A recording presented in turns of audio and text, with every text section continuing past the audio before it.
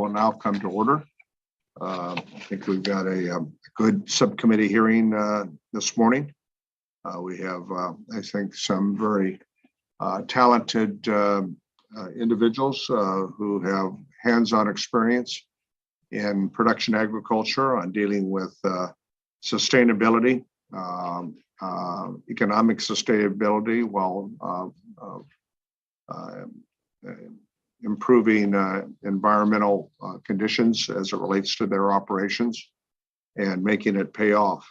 So as we do with typical subcommittee hearings, we will, after opening remarks, members will receive testimony from our witnesses today, and then we will then open it up for questions in consultation with the ranking member.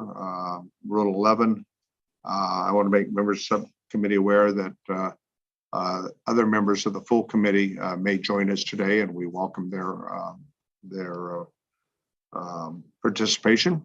And so we look forward to that occurring. And the opportunity to get some things done as we look at the challenges facing American agriculture and issues involving American agriculture under these challenging times that we're living in, I think is important for this subcommittee to focus on as we prepare not only for this year's legislative agenda, but also as we set the table for next year's farm bill. And I, in my mind, look at these efforts as all tied in one fashion or another.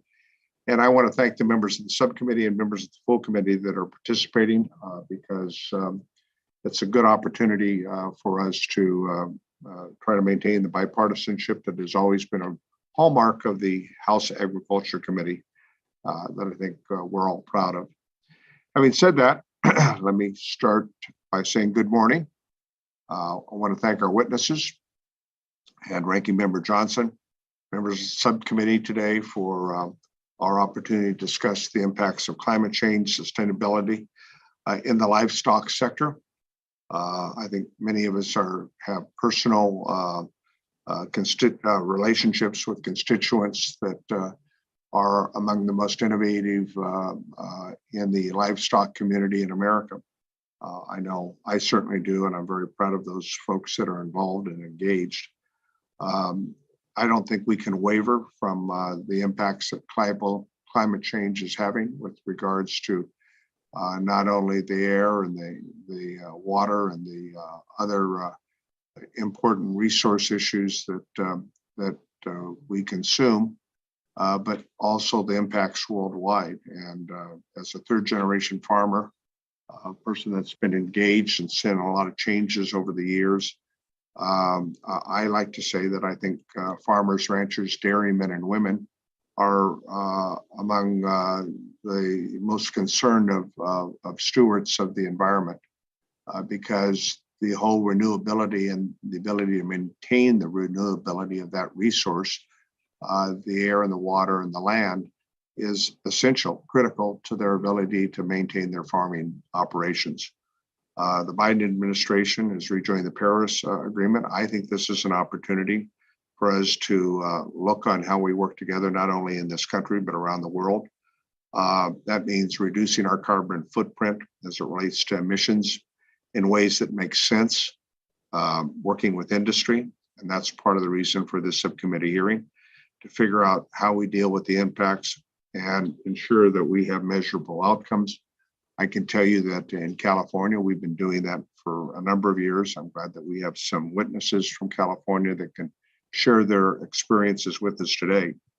I think we all feel very strongly about agriculture and its important role in putting food on America's dinner table every night. It is, as I think many of you have heard me say time and time again, a national security issue. And I think agriculture, certainly the folks that I work with at home, understand that the issue of climate change is important. Water and the snow melt, snowpack that we get in California's mountains are critical to our sustainability of having adequate water supply. And yet we see increasing changes of our snowpack and our water availability. And of course, a result of that in part is the horrific fires that we've had to address in California. But like all farmers, I'm an optimist. I think you have to be an optimist if you're a farmer, a rancher, or a dairyman or woman. And I think the flip side of the value of these challenges we face is that agriculture can and is making a meaningful contribution toward reducing and offsetting emissions. Today, we will hear from producers and others to how they have advanced in their own operations sustainability initiatives so that we can better understand the challenges on how farmers, ranchers, dairymen, and women are coming together to deal what they can do, certainly when incentives are provided to impact climate change, and what the barriers are, incentives that we need to factor in to help them in achieving these goals. In addition, I think we need to account for the impact that in terms of cropping patterns, in terms of availability of water resources in different regions of our country and throughout the world, frankly, that climate change is going to have. There's a lot of areas where the sustainability of agriculture around the world is going to be very difficult in semi-arid regions because of a lack of water. And so we all have, I think, a responsibility here. I mean, deteriorating conditions, as an example, in grazing lands impacts our livestock producers. I've got family that farms on the West Coast Range Mountains of California. And when they look at 10-year averages and the amount of precipitation they get to grow those grasses to feed their cattle, it becomes a very difficult challenge in terms of the amount of years that they can count on enough feed to make that operation work. So that only puts a further strain on our food production. I think the panel that we have here is an impressive caliber of knowledge on what is being done to build sustainability in our livestock system. I know the two individuals from California certainly have a lot of experience there. Look forward to a productive discussion with members of the subcommittee so that we can work together in a collaborative fashion, in a bipartisan fashion, with our livestock producers to scale up adoption of climate smart practices. So I'd like to introduce my friend and colleague, Ranking Member Dusty Johnson from South Dakota, for any remarks that he would like to make at this time. Thank you, Mr. Chairman. And I want to thank you and your team also for how collaborative you are in the lead up to these hearings. I want to echo what you said about this being an impressive panel, and I'm looking forward to hearing from these knowledgeable and solutions-focused experts. But let's be clear, there are threats because there are less knowledgeable and less solutions-focused people who are sharing their views in other venues. I was disappointed earlier this week to see the New York Times had an opinion piece titled, and I'm not making this up, "Meet the People Getting Paid to Kill Our Planet." And the opinion piece made sweeping, inaccurate statements about American agriculture. The piece seemed oblivious to the kind of progress that we're making as a country. The piece was terrible, and it was made worse by the fact that some members of Congress, including Senator Cory Booker, cooperated with the project. So let's be clear, because the facts are not in dispute. In recent decades, the U.S. beef industry has reduced net emissions by more than 40%. And so net emissions from U.S. beef production are 10 times lower than net emissions in other parts of the world. Additionally, U.S. ranchers are producing the same amount of beef today as they did in 1977, with 33% fewer animals and, of course, less land being used as well. And farm productivity was 287% greater in 2017 than it was in 1948. I mean, that's just incredible, 287% greater. And so, Mr. Chairman, you're exactly right. The American farmer, the American rancher, they are producing more with less. They have made the United States the most efficient producer of food and fiber in the world. And Mr. Chairman, that environmental progress will continue because of the solutions being worked on by the witnesses on our panel today, as well as progress being made by others. And those solutions are coming in many forms. I would call out one, precision ranching technologies being developed by South Dakota State University and the West River Research and Extension Center. And this is a neat project. I mean, they are deploying a series of precision measuring technologies in Phillips, South Dakota. So what do? They're using GPS, they're using precision scales to track individual cattle location and weight on a daily basis. And these tools also allow producers to manage grazing rotations with a smartphone. And so collectively, these tools are giving us unprecedented insight into the grazing practices of these cattle, what they're eating, what that means for weight gain, and what that means for food quality and sustainability. This is an incredibly fun project, and it's an important one as well. And so I would just close by saying this, Mr. Chairman, a better, more sustainable future will not come from the harsh, scolding voices of the naysayers. It's going to come from the leadership and innovation of people like the researchers at SDSU and our witnesses today. I'm looking forward to the discussion. And with that, I yield back.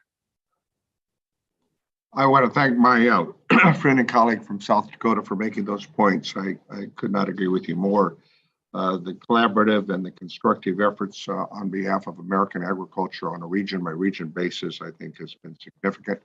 Yes, we can do more, and that's part of the purpose of this subcommittee hearing. The fact is that American agriculture does more with less, as the numbers you've stated, I think, substantiate. And yes, we have challenges out there, but the fact is that nobody, I think, in so many different ways on a region by region basis is trying to their very best to implement best on-site farm management practices that will ultimately produce results. But there is more, obviously, that we can and should do. As is the common courtesy of this subcommittee and other subcommittees, we always recognize when we hold a subcommittee hearing, the chair and the ranking member of the full committee, if in fact they are participating and they wish to make a comment. Maintaining that tradition, my friend from Pennsylvania, Mr. G.T. Thompson, is here this morning participating with us, and I would yield him time to an opportunity to make comments that he may choose to make. Representative Thompson. Well, good morning, Chairman. Thank you so much. Ranking Member Johnson, thank you both for this hearing. I certainly want to align myself with the comments that have been made here. You know, American agriculture from the very beginnings has always been science, technology, and innovation, but that means that we're not static. We are dynamic and with incredible opportunities ahead. Though it's always been science, technology, innovation, the rate of innovation today is happening exponentially. It's very exciting for America and for and certainly for our work together on the Agriculture Committee. I'd also like to thank each of our witnesses for their participation today. As you've heard previously, U.S. farm productivity and management practices have improved dramatically over the past 70 years, specifically productivity increasing 287%, while the inputs and land use have remained well, if not on change, quite frankly, less land, sadly, where we see acreage go out of agriculture production. In short, we're producing much more food and fiber while using maybe the same amount, but I would argue less resources than we did generations ago. I believe this is something that isn't talked about enough. U.S. producers are the shining star when it comes to resiliency, sustainability, and summarize that, if you would prefer, with the word climate. Agriculture is the solution. It's not the problem. It's research, innovation, and technology.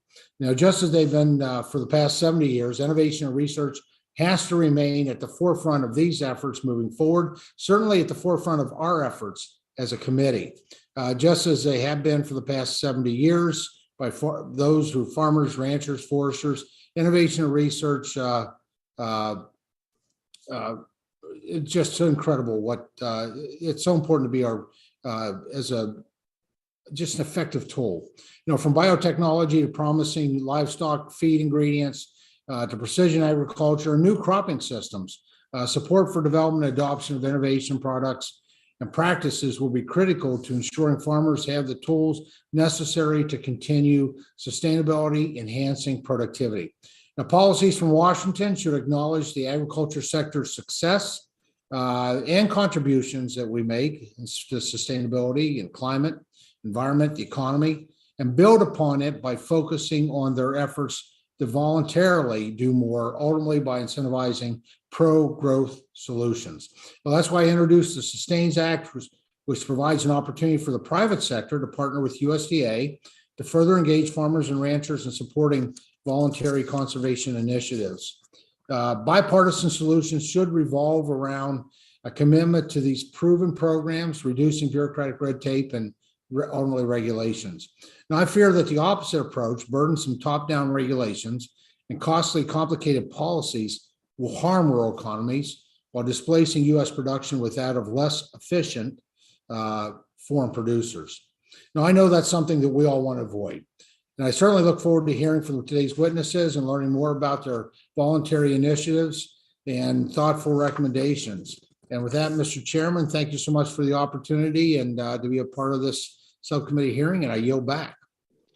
I want to thank the gentleman from Pennsylvania for his comments, and I would like to request that members of the subcommittee submit their opening statements for the record so witnesses may begin their testimony and so that we can ensure there's ample time for questions.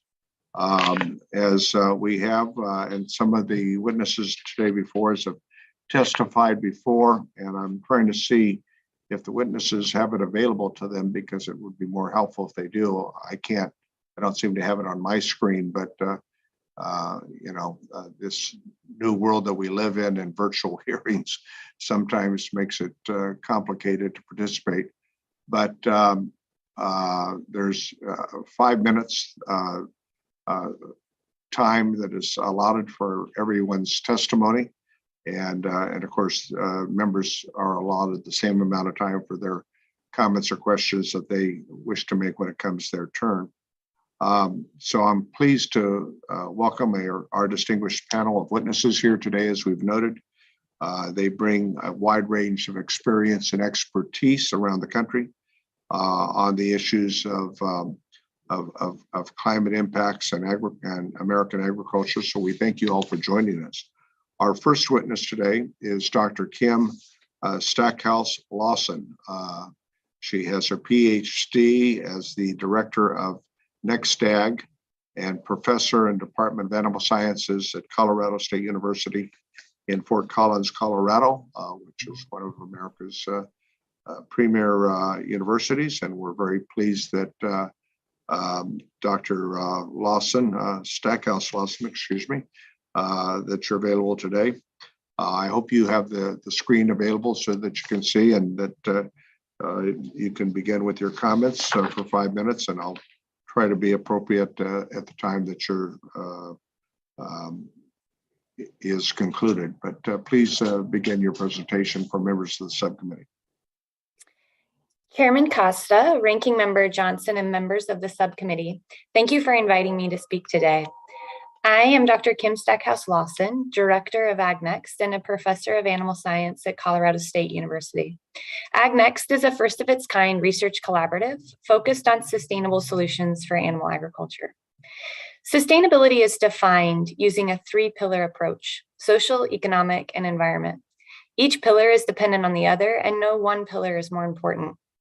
Due to the complexity and importance of animal agriculture systems, we must consider interactions and potential unintended consequences of solutions towards enhanced sustainability.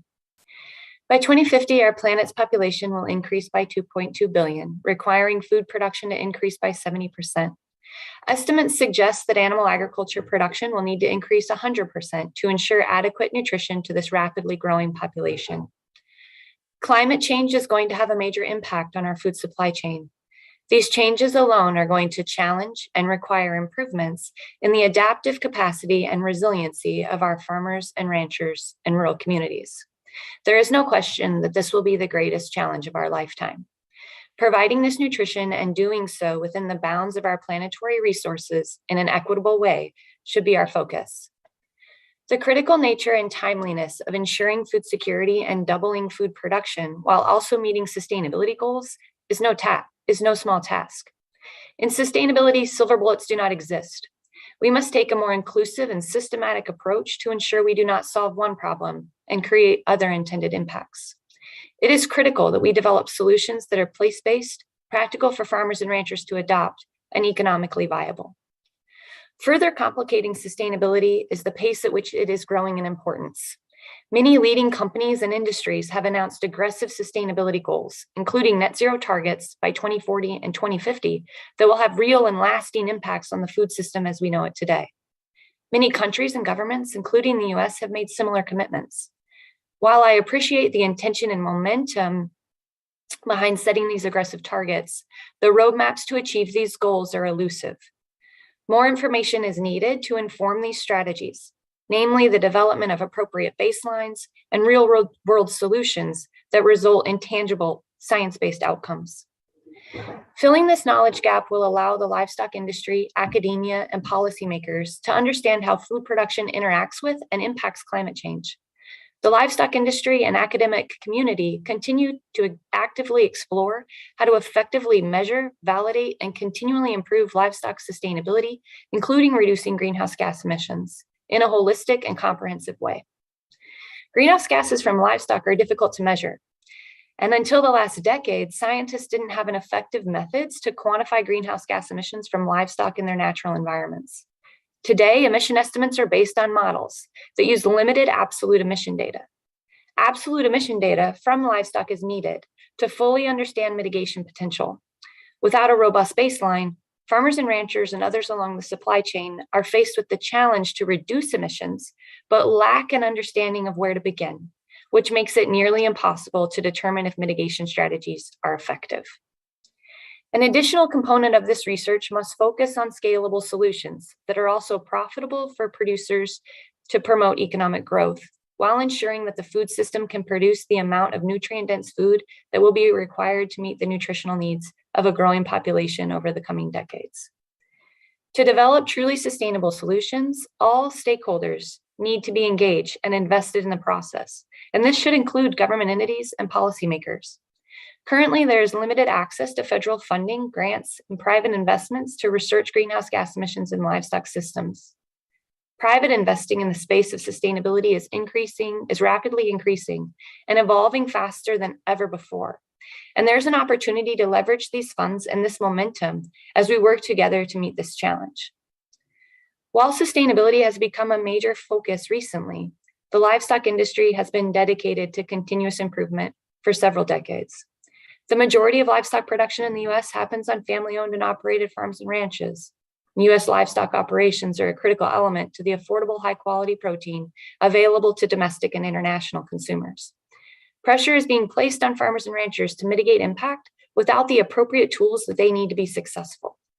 As we move toward researching sustainable solutions for the livestock industry, it is critical that these strategies generated are applicable to the appropriate region in which the operation is located and improve the overall sustainability of the food system.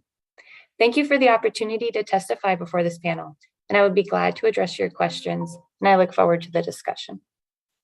Well, thank you very much, Dr. Stackhouse-Lawson, for your comments and your points. I think they are well taken. The ability to provide measurements that are understandable and solutions that can achieve those goals are critical toward our ability to manage this. And your point about sufficient funding to do a lot of the research that is necessary is something that we should take into account as it relates to the next farm bill and some of the other efforts that are ongoing with legislation.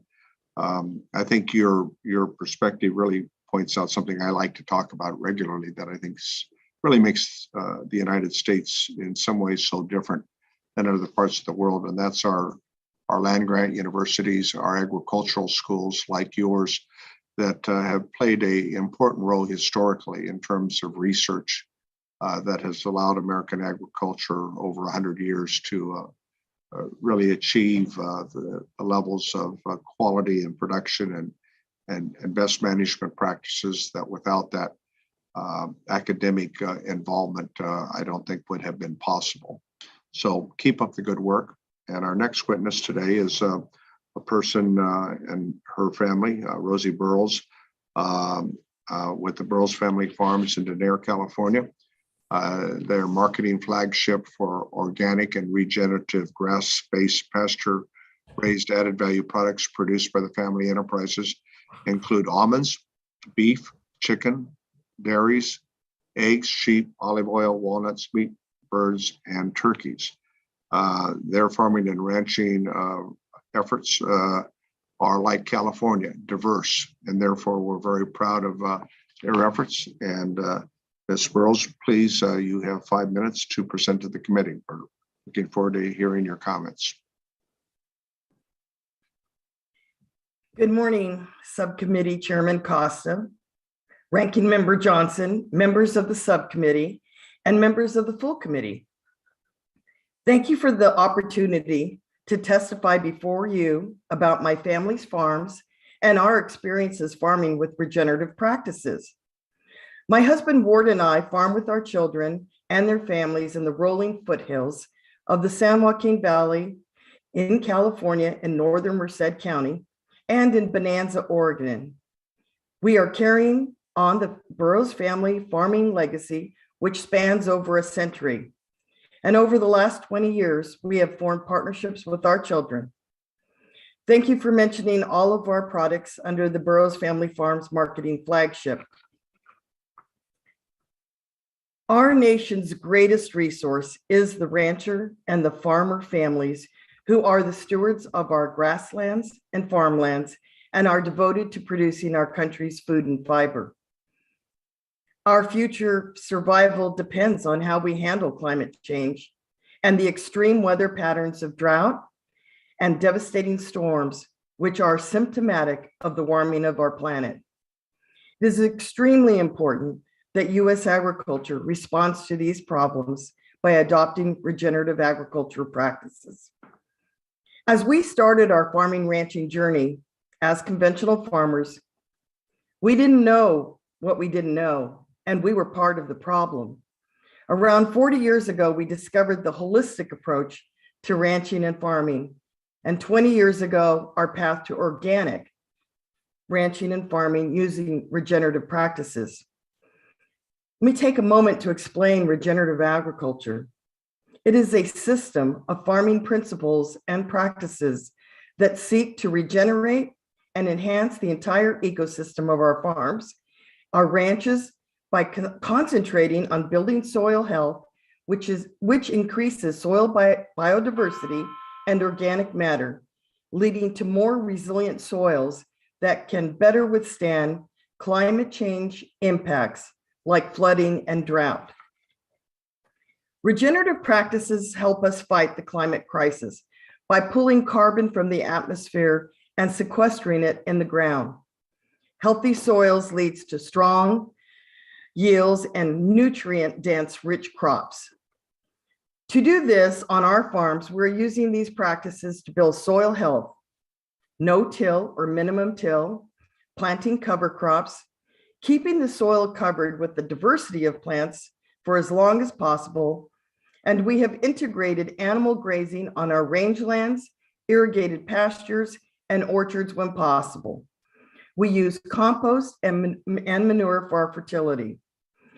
Research conducted by Agdiasis and Cal State East Bay in a comparative study, including our regenerative almond orchard, showed that regenerative orchards can have a 30% higher soil organic matter, significantly greater carbon sequestration and soil health, 6 times higher water infiltration rates, 6 times higher insect biomass, and measurably greater soil microbial activity and similar yields. This is proof that regenerative ag practices will work to ensuring our farmers and ranchers continue their work by being sustainable and viable while protecting our environment. We are very proud to be part of the regenerative agriculture movement, which has been gaining momentum, but we need more support to continue forward in research and education. I am here today to implore this committee to support funding in the new Farm Bill for regenerative agriculture practices. In closing, I have listed more information with links in my written testimony. We are hosting a Farm Field Day on February 17th, and I'd really like you to take special attention to the 2 links for the Center for Regenerative Agriculture and Resilient Systems at CSU Chico and the Ecdysis Foundation, both excellent resources on current research and education. Thank you for your opportunity to testify and share my experiences about our family's farms. And I hope and pray that you will take the information in this hearing to support the sustainability of livestock systems.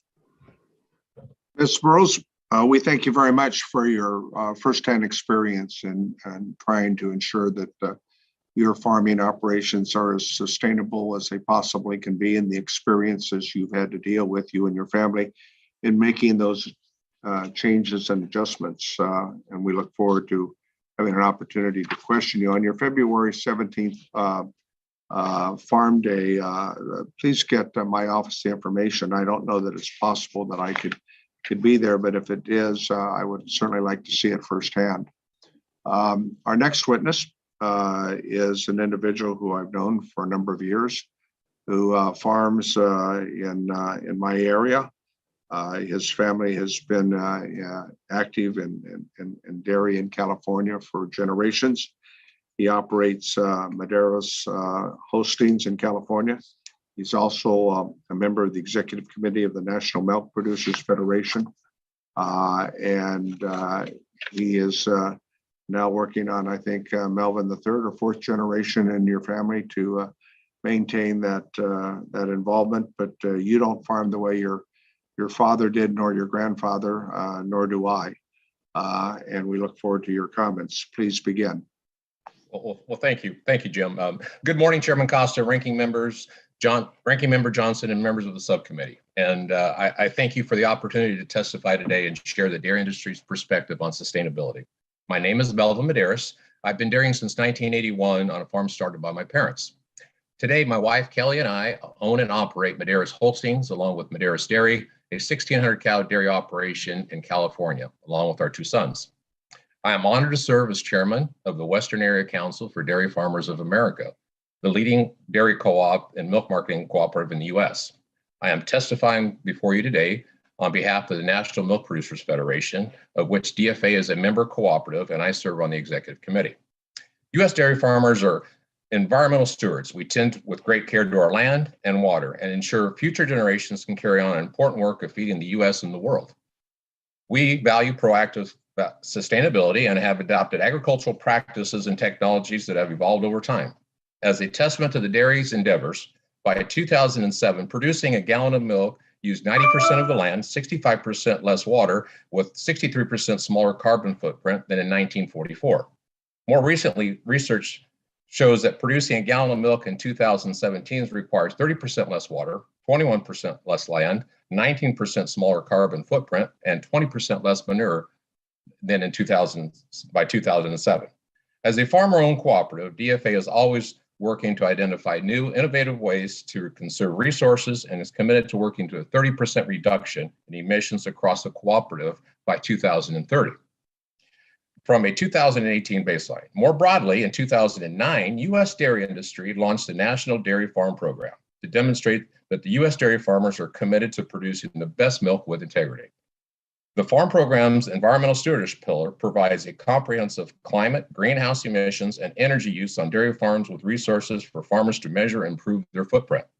Today, organizations representing 99% of the U.S. milk volume participate in the farm program. Overall, with almost 80% of the milk volume participating in the environmental stewardship portion. Farmers are always striving to produce more with less, focused on continuous improvements in that area as part of the commitment to provide the world responsibly produced dairy foods. In 2020, the U.S. dairy sector set aggressive new environmental sustainability goals to become greenhouse neutral or better, improve water quality, optimize water usage by 2050. My cooperative is determined to do its part in the dairy industry and achieve these goals. To do this, the dairy industry will need to identify technological and other advancements to accelerate improvements. National Milk and the industry's partners have mobilized through Net Zero initiative to do just that. However, sustained low milk prices, high input costs have created many challenges for recent dairy producers.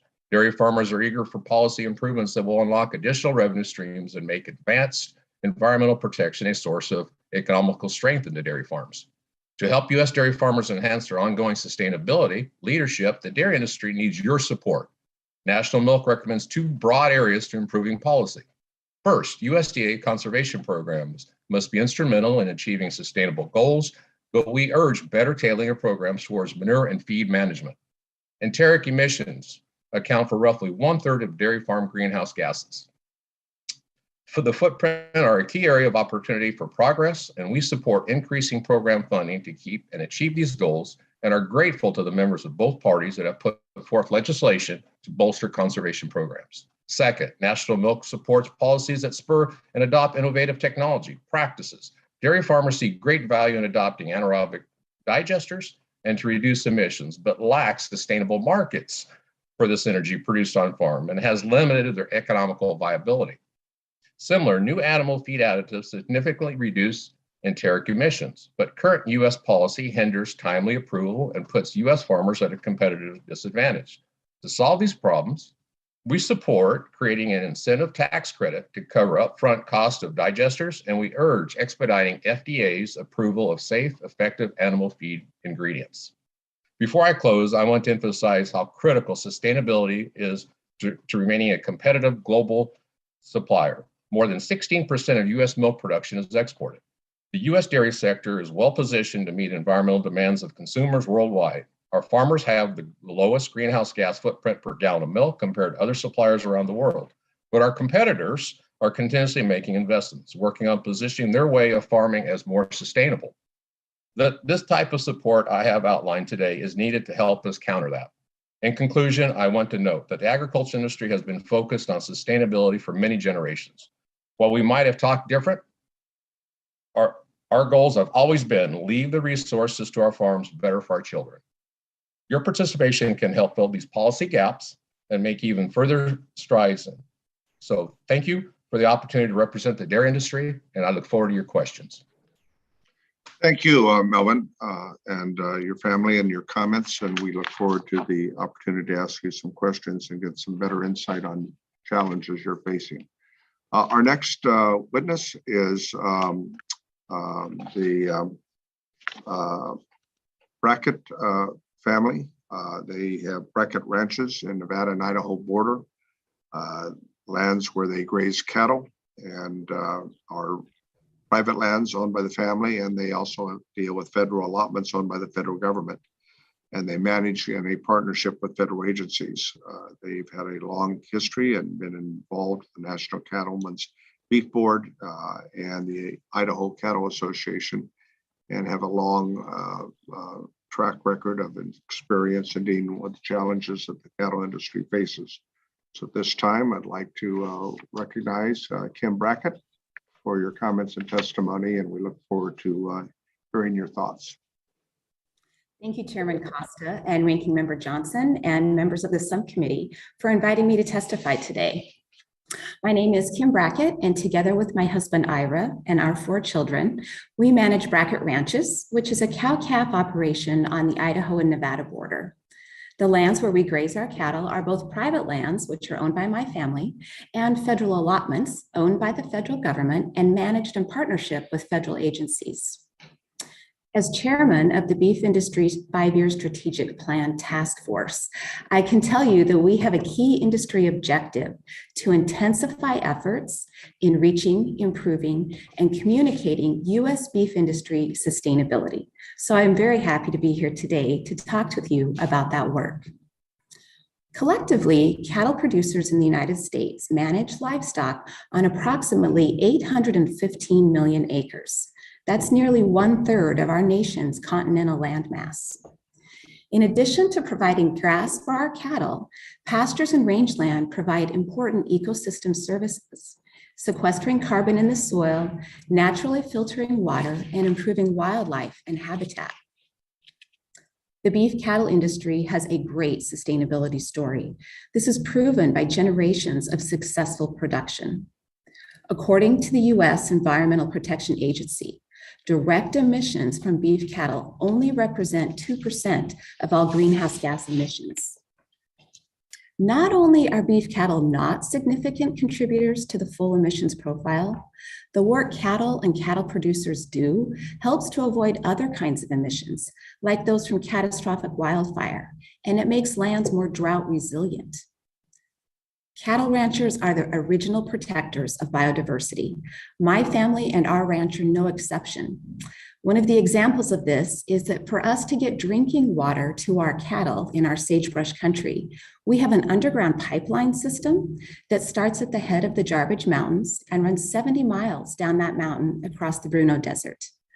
Our pipeline system is a prime example of the value of a holistic, systems-based approach to managing our ranch. That pipeline provides water for our cattle, but it also brings drinking water to the wildlife and birds on our rangelands.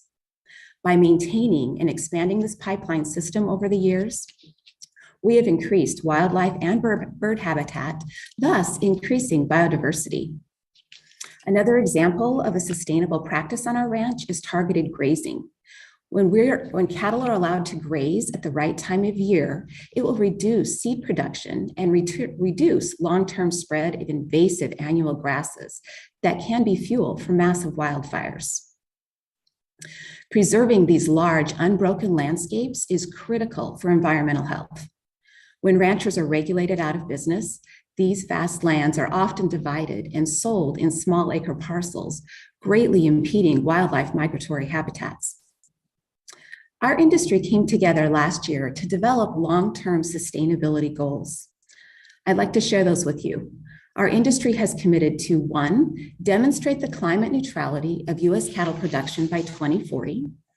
2, create and enhance opportunities that result in a quantifiable increase in producer profitability and economic sustainability. 3, enhance trust in cattle producers as responsible stewards of their animals and resources by expanding educational opportunities in animal care and handling programs to further improve animal well-being. And 4, to continuously improve our industry's workforce safety and well-being. Our goals embrace the idea that sustainability is a three-legged stool. Cattle operations and our industry must be environmentally sensitive, economically viable, and socially responsible in order to stay in business.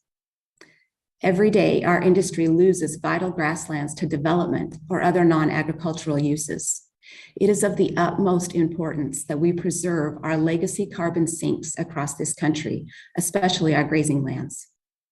By creating private market value for ecosystem services like wildlife habitat, water filtration, and carbon sequestration, we can ensure that grassland managers are being compensated for all the services they provide, food production and conservation.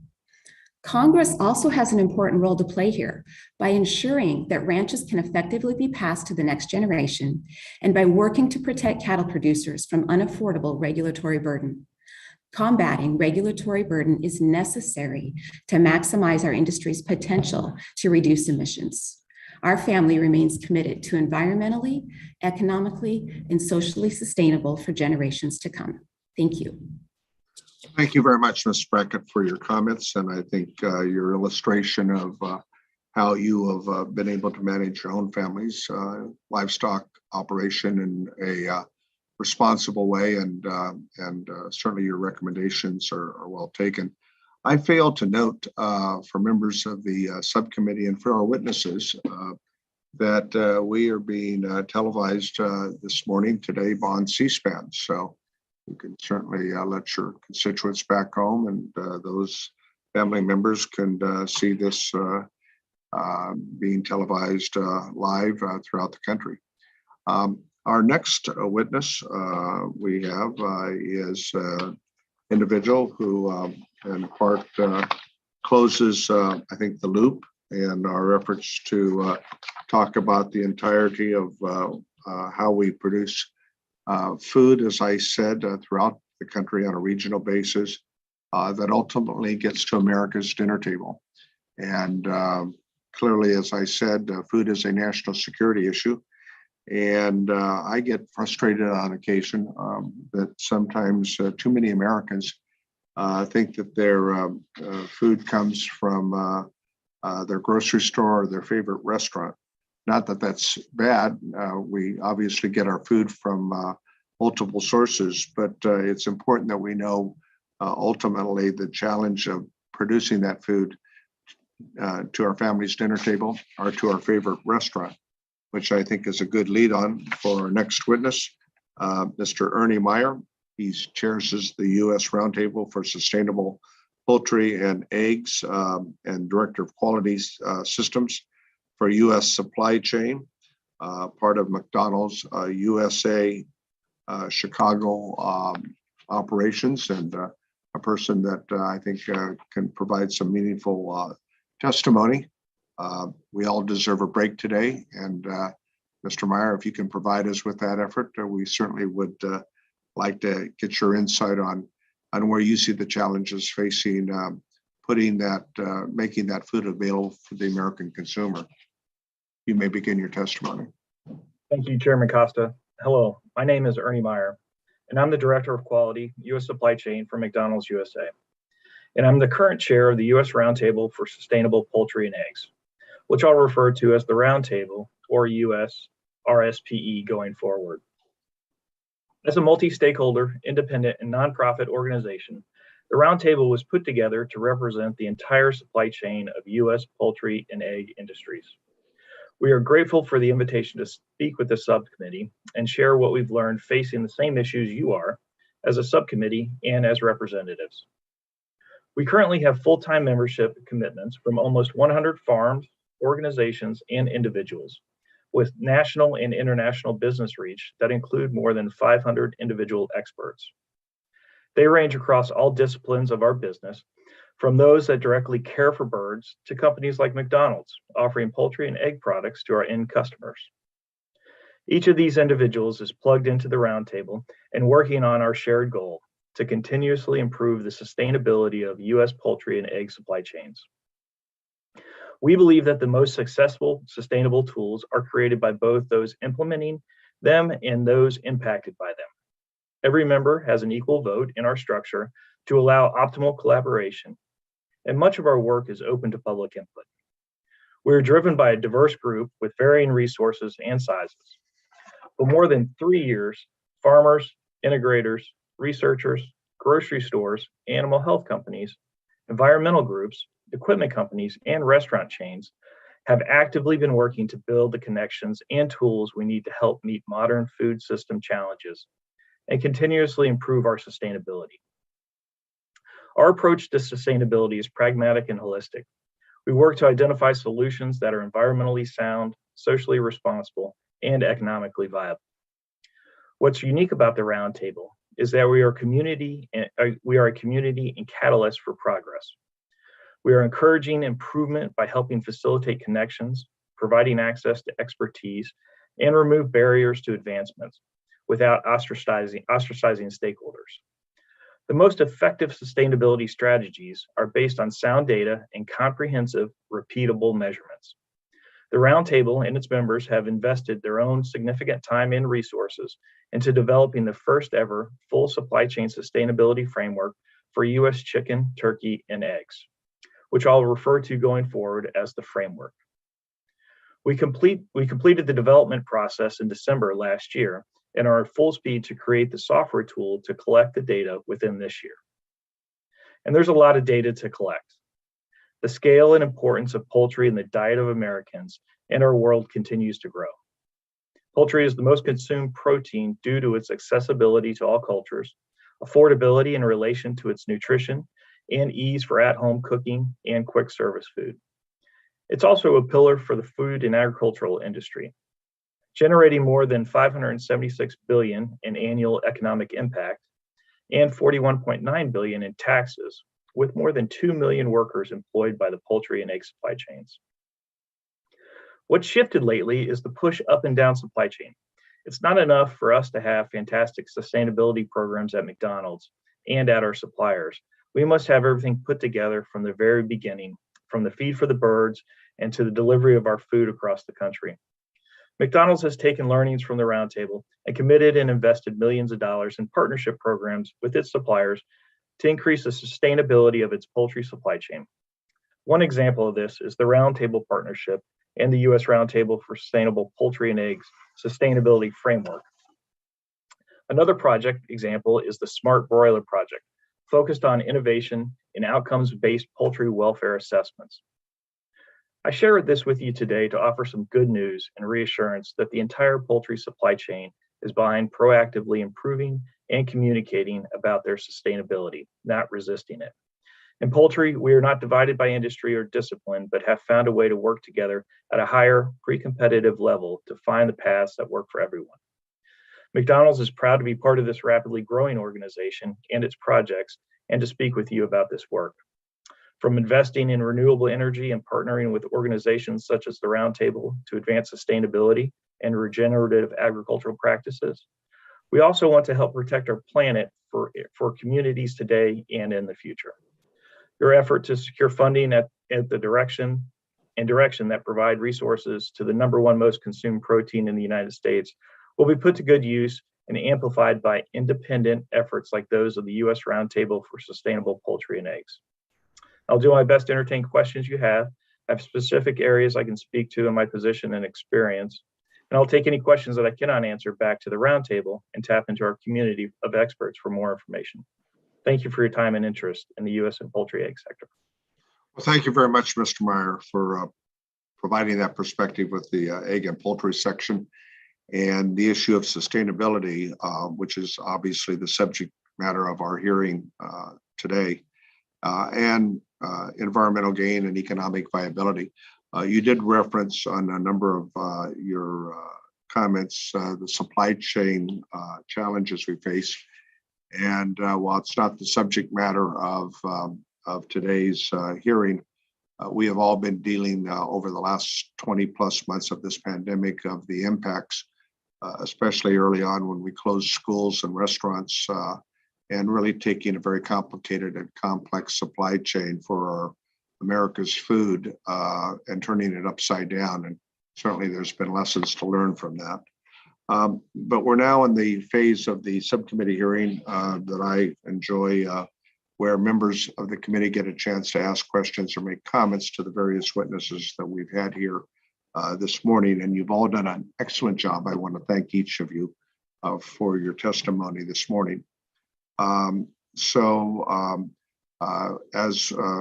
by tradition, we will recognize members in the order that they have come to participate with the committee, and committee staff has a list of all of you who are very patient in listening and waiting for your opportunity to ask questions, to make comments.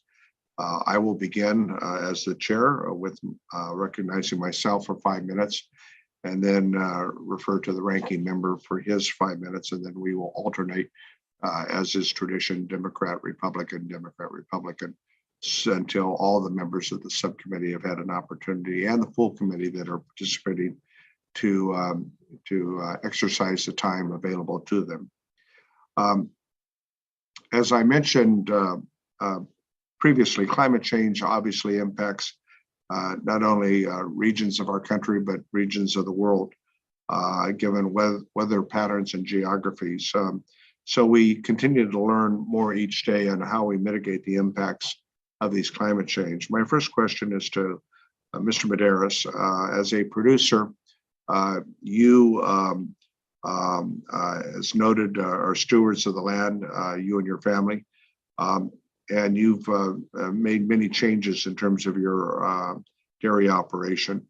What USDA tools or programs do you think have been most critical in helping you accomplish these goals and reducing greenhouse gases? And nitrate issues with your water? And how can we improve those efforts in next year's Farm Bill? Well, great question, Jim. And I'm going to go back in history a little bit. I was actually 2005. I had applied for an NRCS grant and put together probably one of the first nutrient management programs on my dairy, and at that time. And so I was one of the first dairies to do that. And right at first, climate change and none of that was on the radar yet. And well, through that NRCS program, I was able to implement a nutrient management program and started to see the benefits of being able to move manure in a more efficient way across my farm, and able to capture those benefits on my farm from reducing my methane output, and being able to utilize that nutrient management program on my crops and better utilize that. So, funding through NRCS, EQIP programs, those are all extremely valuable tools for producers today. And going forward, we need that funding to continue, because, one shoe doesn't fit all. We've got to remember that digesters will not end up in every dairy because it's just not economical feasible. But there's so many other things we can do in our industry through manure management and through technology. We figured out there's ways that we can move manure, separate manure, and apply manure so much more efficient today, and utilize those benefits on our farms. And with collaborating with NRCS and the EQIP programs, those gives us the resources to where we can do it on a volunteer basis and address all these climate changes that we're facing. Well, Melvin, I'm going to have to come out and see some of the changes you've made there, and let's try to schedule that soon. Ms. Burrows, you talked about being at the front line of climate change as farmers, using sustainable practices that has made your farm more resilient. How do you think they can be scaled up on a larger basis as we look at, again, next year's Farm Bill? You're muted here, Rosie. Okay, thank you. Okay, before I answer your good question, I wanted to first compliment all the others that have testified and thank them for those wonderful comments. I especially like Kim, because we have been a ranching family for over a century as well. In terms of all the different programs that are available and the practices that we're using, they are all part of the solution. But the first thing that has to happen is education. So research and education are the most important things to have these practices work throughout the nation. And it isn't a cookie cutter. So what works in one particular area may not work in another. But these practices can be implemented across the nation. I think that the one thing that has to change is our paradigm of feeding cows. Our cows, both dairy and beef, are grazers. And I believe that God had created this symbiotic relationship between cows, grass, and the sun. And I think that depending on what your certain farm or ranch is, every one of these practices that we talked about can all be implemented, and it's through education. Well, we appreciate that. And finally, Ms. Dr. Stackhouse Lawson, you talked in your testimony about trying to develop ways to more accurately measure issues of emissions and develop strategies that in fact can achieve goals of reducing those emissions. How do you think we best fund that effort in quantifying our data in ways that are meaningful as we try to improve our impacts as it relates to emissions? And what is your university and other universities doing together? And I think we need to be combining resources, frankly, as we try to achieve these goals. Yeah, absolutely. So I think when we really think about measuring greenhouse gases from these systems and actually trying to quantify the gas, it's really complicated, right? So we know that, of course, methane is produced from ruminant systems. They belch that methane. It's, of course, a natural process of the animal's digestive capacity. We know that based on different diets, those animals have different amounts of the gas that they will emit, right? If we're measuring that on, for example, on a dry matter intake basis or something. But the challenge that we've had as scientists is that our methods that we use to measure these things, up until very recently, we had to put animals in chambers or their heads, right, in respiration chambers with head box. We would use very tame animals, but we would sort of encapsulate their heads so that we could understand the emissions, or we would put them in whole animal chambers.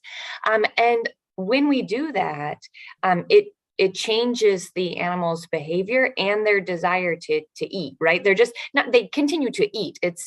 But they're not eating as much. And so we believe that a more accurate representation of what the animal is actually emitting in their production environment is very important. And the other thing we don't understand is, how does that change, right? So how is it different on Kim's ranch in the forages that she has available in Idaho versus what Rosie has and the forages that her grazing animals are consuming? And generally, we think that there may even be differences, right? And so the levers that Kim and may be able to pull on bracket ranches to reduce either enteric emissions or reduce nitrogen emissions may be different than the levers that Rosie can pull reasonably, right? And we need to make sure that we understand those baseline emissions, but also how solutions can be applied in a way that is place-based, because I think we've heard that over and over and over again, right? Well, one size fits all approach is just, it doesn't work in animal agriculture systems. And how do we balance? I think there's a really good point. How do we balance knowing everything that we possibly can, because that's also not reasonable. That's an unreasonable expectation, with the amount of knowledge that we need to move forward with the most appropriate strategies. To answer your question about other universities, we have a new program that has started. We're developing strategic partnerships with other institutions that have complementary facilities so actually different facilities to ours. So one example would be, we're setting up a green feed platform where we'll have 6 green feeds in what we're going to call climate smart pens.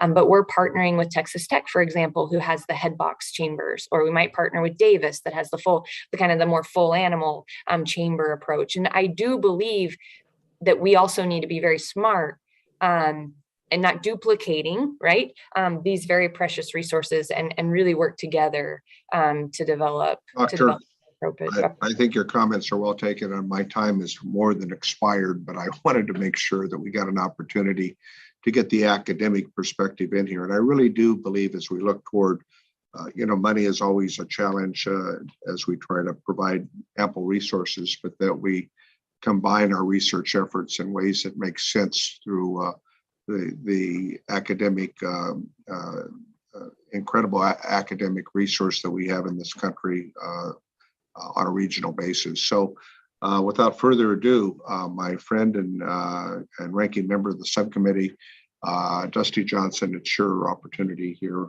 with your 5 minutes. Look forward to hearing your questions and comments.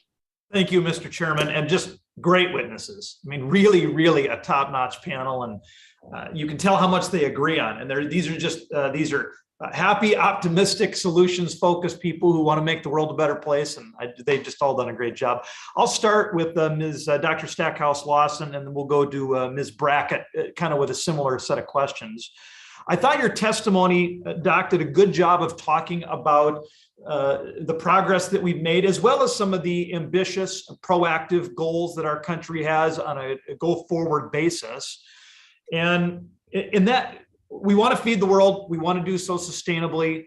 In that kind of a landscape, it seems that we should be doing everything we can to have American producers feed even more of the world, because we do it better. We do it more sustainably.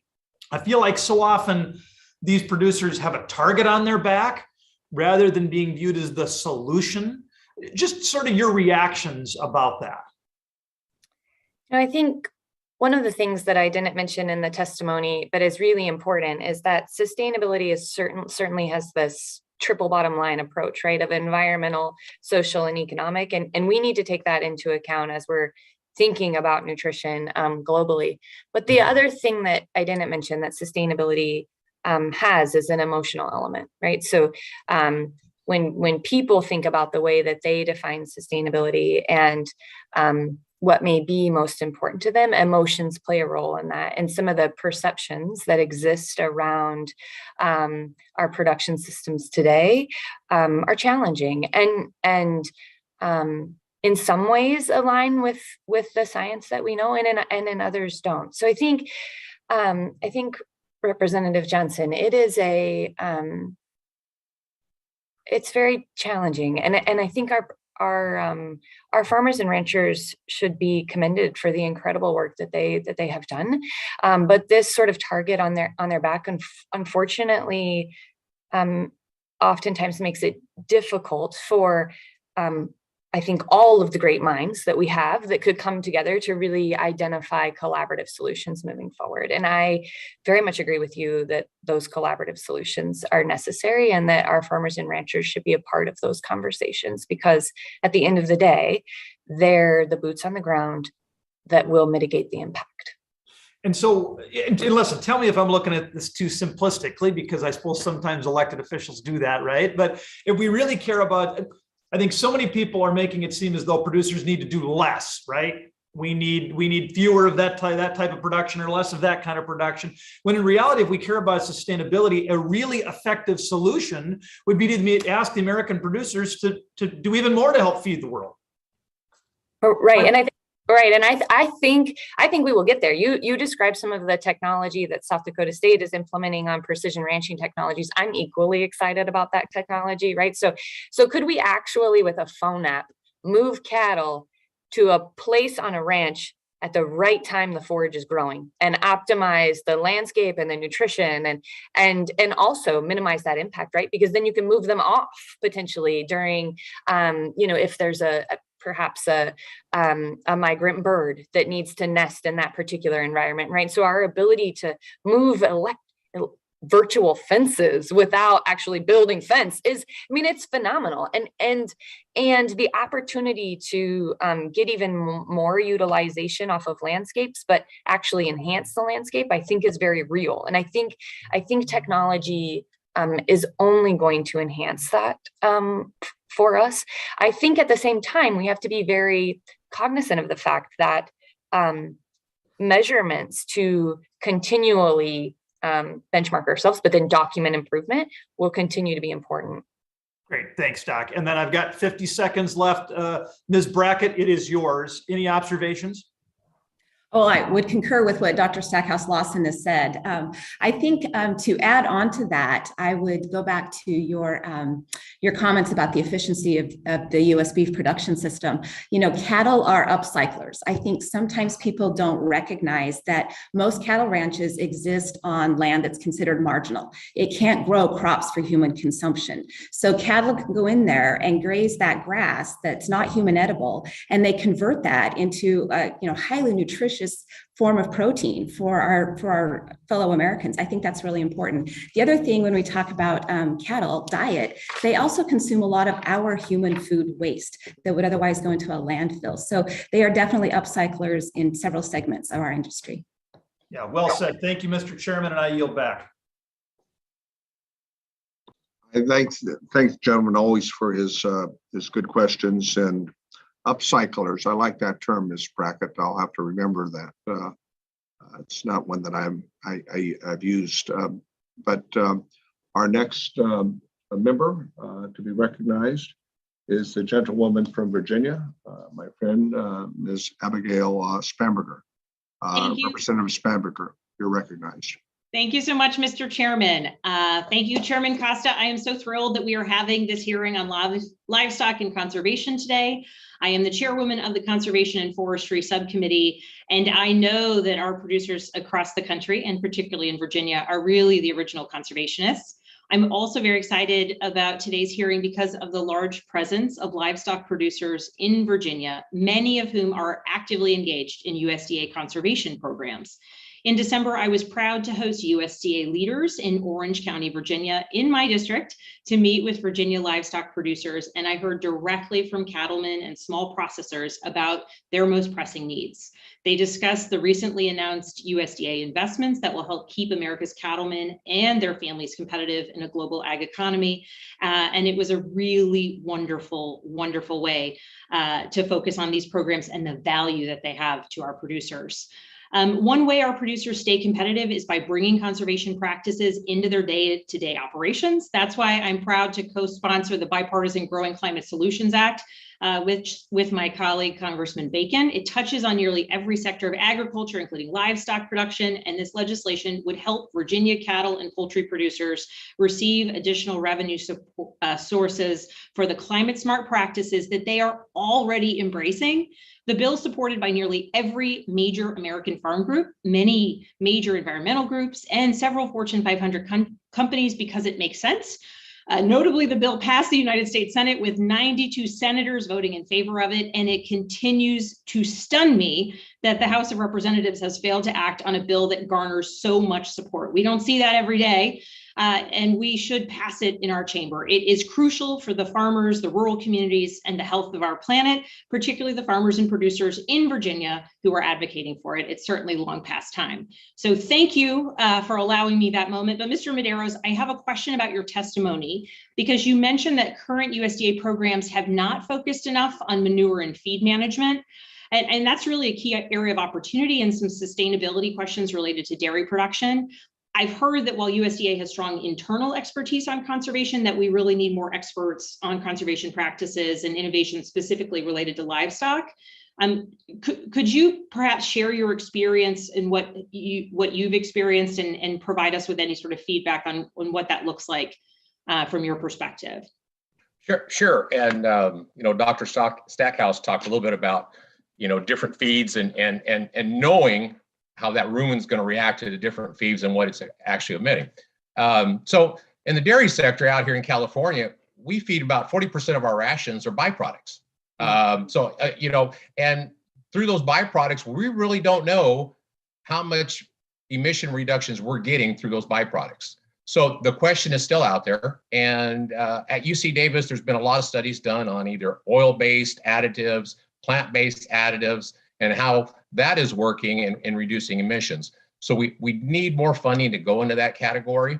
And then we need less restrictions from FDA when they take a look at those additives, because they're looking at that as an antibiotic, and having to go through that process, it's cumbersome. It takes a long time, and time is of the essence, right? And some of that stuff, we need to streamline that process. And some of the additives that you're talking about that are being compared or judged as antibiotics some of them are kind of natural plant-based. Isn't that correct?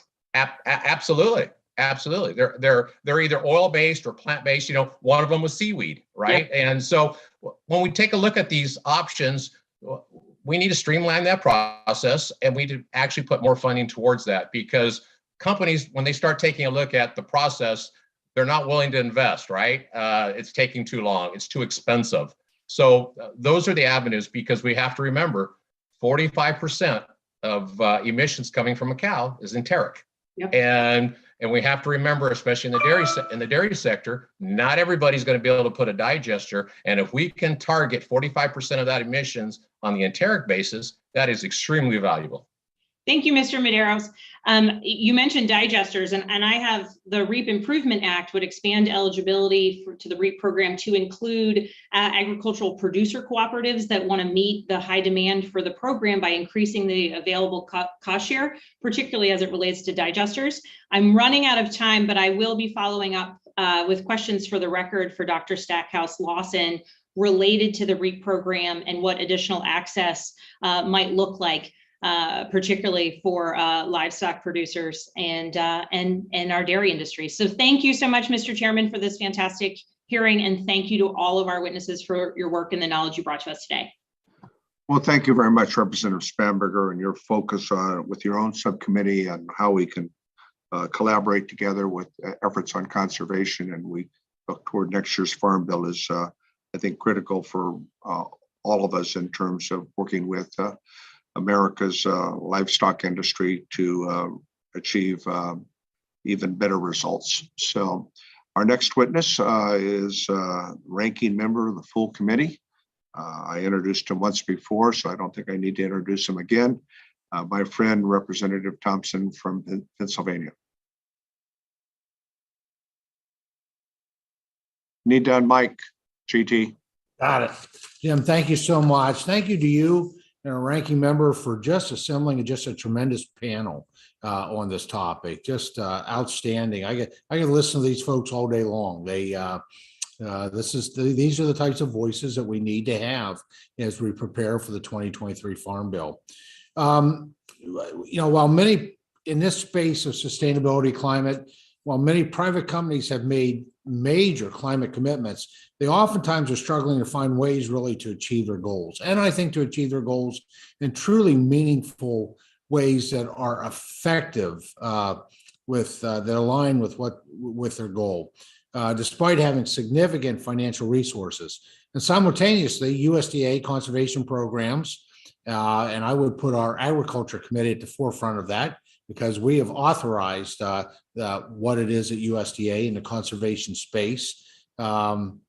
Specifically, those conservation programs are oversubscribed, and agriculture producers have difficulty accessing these vital programs. So for these reasons, I introduced the Sustains Act, which would allow USDA to accept and match donated private funds to stretch the federal dollar. The idea is that the third parties could really be able to demonstrate their climate credentials. They could be climate champions by when they directly partner with USDA to fund conservation projects, more conservation projects, and expand those through the existing programs.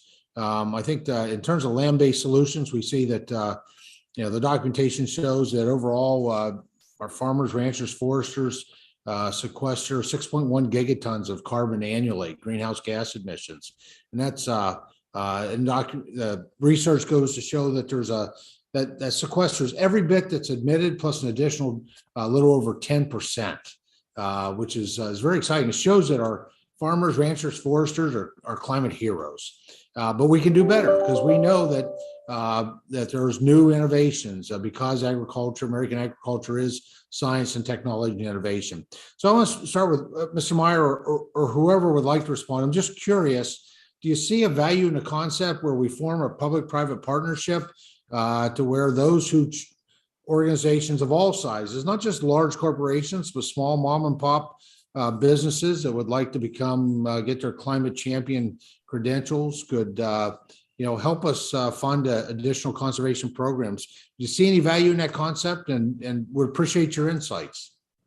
This is Rosie Burrows, and I would like to share that I think it's an outstanding idea, and we need all hands on deck, all feet working towards solving our problems. So any and everything working towards the good of and I'd like to change it not just to sustainability, but to viability. And it's about the health of our planet. Thank you. Yeah. Thank you. Any other thoughts on that kind of approach, a public-private partnership approach to expanding our conservation programs that we may have, programs through the USDA? Okay. I think this type of legislation could be helpful. But one thing to keep in mind is that the programs are built for producers. So that means the underlying USDA conservation programs must be accessible to poultry producers and provide the environmental performance to drive results towards goals per dollar invested. And we're supportive of those practices and technologies. Well, Ms. Meyer, I agree with you. I mean, we need to look at the program so that all of our producers are benefiting, whether we're talking crops, trees or livestock. So, because they all have something to offer, right? For tremendous forces for good for the economy and the environment. Yeah, if I could add, I love the notion of this private-public partnership idea, and I truly believe that that's where our solutions are going to come, and those tangible outcomes are going to be made available. If I could just provide just a few things that I think if you could add, the ability to actually measure the outcome that we have achieved, I think would be really powerful, right? So if we have these climate champions and they could say they've reduced X amount of tons, or they've helped sequester X amount of tons, I think that that would be really helpful for a lot of these more corporate strategies. The other thing that I might encourage is, it's certainly climate. I love the sort of name of climate champion, but it might also be really interesting to also measure the improvements in water holding capacity and soil health more broadly, and even biodiversity in the soil, right? Because I think as we begin to improve soil health and sequester soil organic carbon, we see all these other really phenomenal wins, right? And it would be, I think that that's where value lies as well. No, absolutely. Thank you to the panel, and Chairman, thank you for for convening this, and I'll yield back. You're welcome, and the gentleman has always appreciated his participation. And Dr. Stackhouse-Lawson, we appreciate your enthusiasm. We need more of that. I hope it spreads to, I know many of the members of the subcommittee certainly are expressing their enthusiasm as it relates to today's hearing. Our next representative, my friend from Connecticut, who is very focused on these issues, Representative Hayes, please, you have 5 minutes.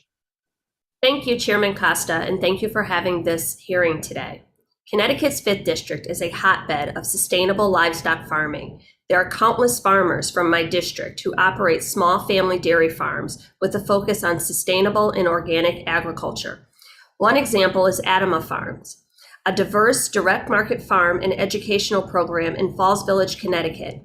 Adama is part of Hazon, a national organization which advocates for agricultural and environmentally sustainability in connection with the Jewish faith.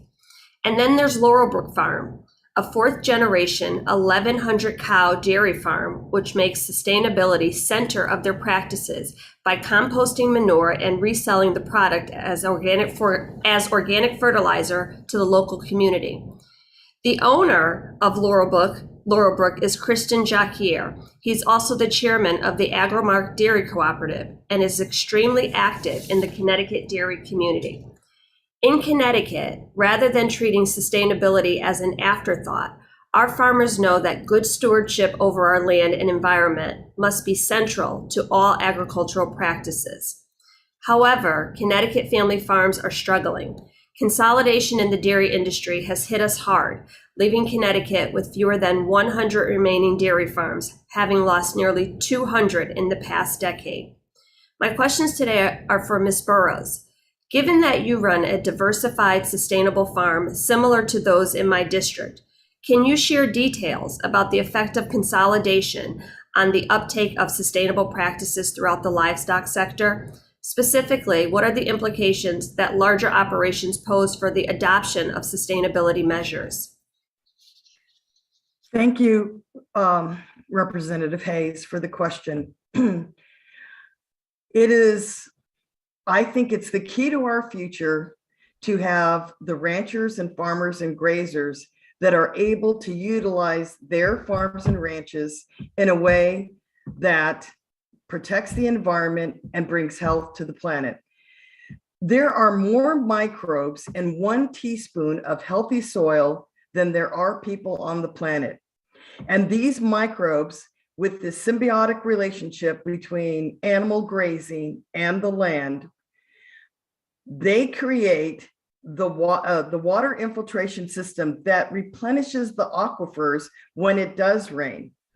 And when we lose a farmer to his farm or land because of consolidation or because of efficiency in bigger, more corporate type of farms, We've lost our farms and ranchers forever. They will not ever get an opportunity to come back. We ourselves have had 2 grass-based organic dairies, and they were the premier grazing dairies that work beautifully. And we could show you all the research and the good things about it. But the economic, and I like this, that what Kim said, the economic viability did not work because we do not have an equal playing field when the NOP has not enforced the pasture rule uniformly across the nation. And Congress has directed the NOP to publish the final rule on origin of livestock, but the NOP has not done that. So number one, we need an equal playing field so that those of us that are using grazing practices can be rewarded by the consumers who support and businesses that support our type of farming that is bringing benefits to the planet and health to all people, from the birds in the air to the microbes in the soil. Thank you. Thank you, Ms. Burrows. I'm smiling because my next question was, how would finalizing the NOP help organic farmers avoid similar outcomes than the one you experienced with your organic farms? And you led right into it because it's all connected. Exactly what you have just talked about is what I'm hearing from small farmers in Connecticut. Our landscape in my district is just outlined and created by the farmers, their investments in the communities, what they do for neighbors, for our schools, our agroscience programs, and it would be devastating for Connecticut's 5th district for these farmers to not be sustainable and for us to continue to lose at the rate that we've been losing. So thank you so much for your work in this area and for your very thoughtful comments. Mr. Chair, that's all I have. I yield back.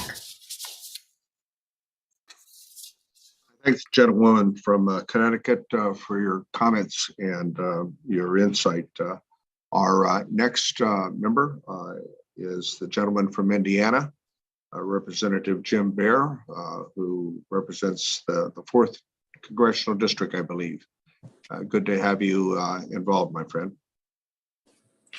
Thank you, Mr. Chairman and Ranking Member. And I really want to add my appreciation to all the witnesses here today. The expertise they bring to this committee is really beneficial to our ability to make decisions as we talk about the Farm Bill. And, you know, we've heard several people mention, not only the witnesses, but as committee members talk about the significant improvement that agriculture has made in almost 50 years, 70 years, of 287% increase with very little change in the kinds of inputs that we put into agriculture. So I'm really glad that we're giving farmers and ranchers the credit they deserve for all the conservation efforts and the things that are important to maintaining our environment. And you know, the things that, there's many things I would love to talk about, like soil health, grazing management, nutrient management, feed additives, methane digesters. Maybe I'll have a chance to get to some of those. But one area that we haven't talked about, I'm not sure how much interest some people have, but I'm very excited about biotech and the potential that these technologies will have in benefiting the environment, and not only the environment, but the human and animal health and the world's demand for sustainability produced protein. So these technologies could be beneficial to cattle and the dairy industry, with researchers and companies developing gene-edited traits for heat tolerance. And by using biotech to breed cattle to carry a heat tolerance gene called SLIC, we can have cattle that are better able to regulate body temperature during periods of heat stress than non-SLIC cattle, and helping them maintain productivity. So, Mr. Medeiros, I'm going to start with you, and then Ms. Brackett will follow up. But can you touch on your respective industry's view to the benefits of biotech in all this discussion? Well, absolutely, and being a representative from Indiana, you see a lot of the biotech and seeds and crop rotations, and we see it out west also, and the benefits it brings to the environment. From an animal aspect, I'll share a little story with you. I'm a diehard Holstein guy that has changed his mind. And let me elaborate on that. And we talk about heat tolerance and all that. I have switched to Jersey breeds on one of my farms. And one of the things I noticed is the tolerance that they have to heat is much greater than a Holstein. And then their impact, their footprint on the environment is much less than the Holstein. So we have found just through our own research on our own farm, the benefits of just changing the breed on how that has impacted our footprint on the environment. So, it's little things like that. And then, we'll take it as far as into crop rotation on biotech corn and tolerance to droughts. And, we know all about droughts out here in California. So, sustainability goes anywhere from emissions from that cow to water, right? And we want to encompass all that in our operations. So we take a look at all that in our operations. So that's some of the stuff that we address in our operations is breeds and of course our crop rotations. Well, thank you very much for that insight. Very informative information there. Ms. Brackett, would you care to address that same concern? Certainly. Thank you, Representative Baird. I would definitely echo Mr. Medeiros' comments on breed selection. That is so critical in the cattle industry that you match the breed to the climate that you live in, the region of the country that you're in. So I would say that's probably the first, it might be an old school technology, but an important one for us. In the cattle industry, another important biotech would be feed additives. We've talked a lot about feed additives to reduce methane emissions. I think that one there's a lot of interest going on, some exciting research in that area. When we talk about technology in the cattle industry, we also talk broader than just biotech. We have a need for, Representative Johnson mentioned his precision grazing technology. So that's also really exciting to us. And I think finally, I would just mention that we need to be spending this time on updating our emissions science, getting that baseline and understanding where we need to go from here. Well, thank you very much. And I see my time's almost up, and I don't think the chairman will give me any more time. And I have all kinds of questions, and I would enjoy visiting with all of you for the rest of the day. But thank you. I yield back. The gentleman's always welcomed, and certainly you'll have an opportunity, as all members of the committee do, to submit further questions to our witnesses. And I agree with you. As others have stated, we've got a great group of witnesses here today, and not enough time for all of us to ask additional questions that we would like to ask. Our next member is the gentlewoman from Iowa's 3rd District, and another friend, Representative Cindy Axne. You're recognized for 5 minutes, Representative Axne. Thank you, Chairman Costa, and thank you to our witnesses for being here today. And Rep. Baird, you and I seem to always be on the same pathway of questions, so maybe we'll get some more of your answers on some of mine here. But since I came to Congress, I've been a very strong supporter of sustainable ag practices for our farmers. We know how important it is. I know right here in Iowa that our family farmers are the original conservationists, and their kids really literally depend on them doing so. So we know also that consumers are becoming more increasingly aware and interested in how their food is being grown, where it's coming from, how sustainable it is, all of that. I was recently out in Council Bluffs, Iowa with Secretary Vilsack, and we were at a producer's shop. As a matter of fact, the owners told us that they were meeting this demand by providing information to their consumers on where their beef comes from farm to table. And it was so cool to talk to their kids who have put together the QR codes where they track every animal, and then their customers can see from birth to table what that animal's been up to. So they're really looking for these things. And I think our young farmers and producers are ready to be at the table with this. While our family farmers have continually been more efficient and sustainable over these last few decades, though, this market trend will provide more opportunities for farmers who are on the cutting edge of sustainability and further incentivize those who want to do more. And as we look towards this upcoming farm bill that we're talking about, Congress needs to be investing in more resources towards conservation programs for research and technical assistance, et cetera. And we need our farmers to be able to take advantage of this growing market to help our country reduce its emissions. So my first question is to you, Dr. Stackhouse-Lawson. In your testimony, you referenced numerous research gaps, limited funding, and other challenges in improving sustainability. In your view, what's the most pressing research need, and how would that research help our producers? Yeah, thank you for the question. Really establishing appropriate baselines for greenhouse gas emissions in the way that cattle are raised today, in my opinion, is what is most needed right now. So we've modeled this for a very long time, of course, using emissions data, but the actual absolute emissions that we use to factor, right, create those emission factors are based on data from past equipment, right? So putting those animals in respiration chambers or whole animal chambers. And I'm worried we're not getting accurate baseline emissions from the types of cattle that we have today. What that'll also allow us to do is begin to, and I'm very excited about this and was inspired by the previous question as well, begin to potentially genotype animals that actually might have less methane emissions, even on the same diet, right? So I think there's just such a gap in sort of our actual knowledge of what these animals are doing in their natural environments, what animals are performing better, I have big questions around, are the efficiency metrics we're using today, are they the right ones? Is there another efficiency metric? Is there a nutrient efficiency metric, right? That we've just missed because we haven't had that technology or those resources at our fingertips. So, as this technology catches up, and we're hopeful that even technology from measuring methane emissions from the oil and gas industry, could we translate some of that? And we're very close. I think we're very close to it catching up. And so just really building that database would be my recommendation as a really good starting place.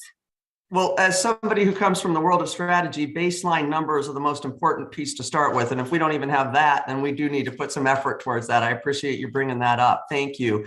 Ms. Burrows, you stated that management intensive grazing is the key to the future. Could you expand on that? What benefits have you seen on your farm? You mentioned that you needed a level playing field. So what specific challenges do you think are most important to address for producers in adopting that practice? Thank you for the question. There's three kind of areas that I'll hit. In regards to the NOP making their final rule on the origin of livestock rule, that is in reference to grazing animals in the dairy sector. In terms of grazing beef out on the rangeland, there's lots of research, and there's a holistic many holistic programs on management intensive grazing. What we found, when I said earlier in our testimony 40 years ago, we didn't know what we didn't know, is that God created a perfect universe. And if we work with Mother Nature in the cycle of the seasons and adapting, like what was said earlier, the cattle to the environment of what you have, whether you're in a mountain range or a desert area, those are all the decisions that need to be made to be efficient and viable of grazing your animals. We also graze sheep, and sheep are an animal that our country has sort of left behind, but sheep are a wonderful grazer, and we're using them in our orchards. So what we have found is that when we integrate grazing into our farming systems of our orchards, we are finding that relationship is completely, has so many benefits. I would love to write more of a written, detailed answer to that as time has been limited.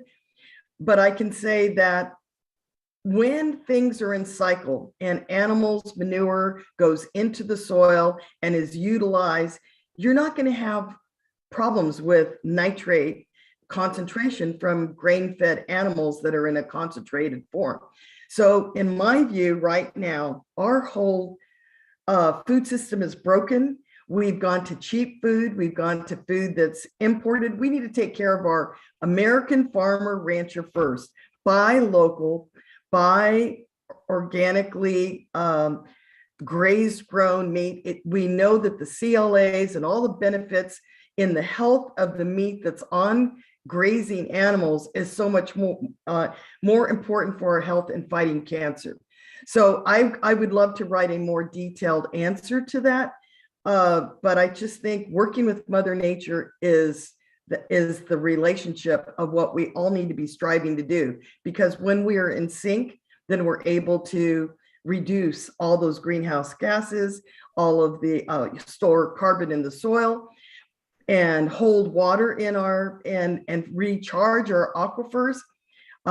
It's very exciting. I can say that seeing what was in a dead soil and what is in a live soil and having life, and we've planted rows of hedgerows throughout all of our farms for beneficials, for all the, yep.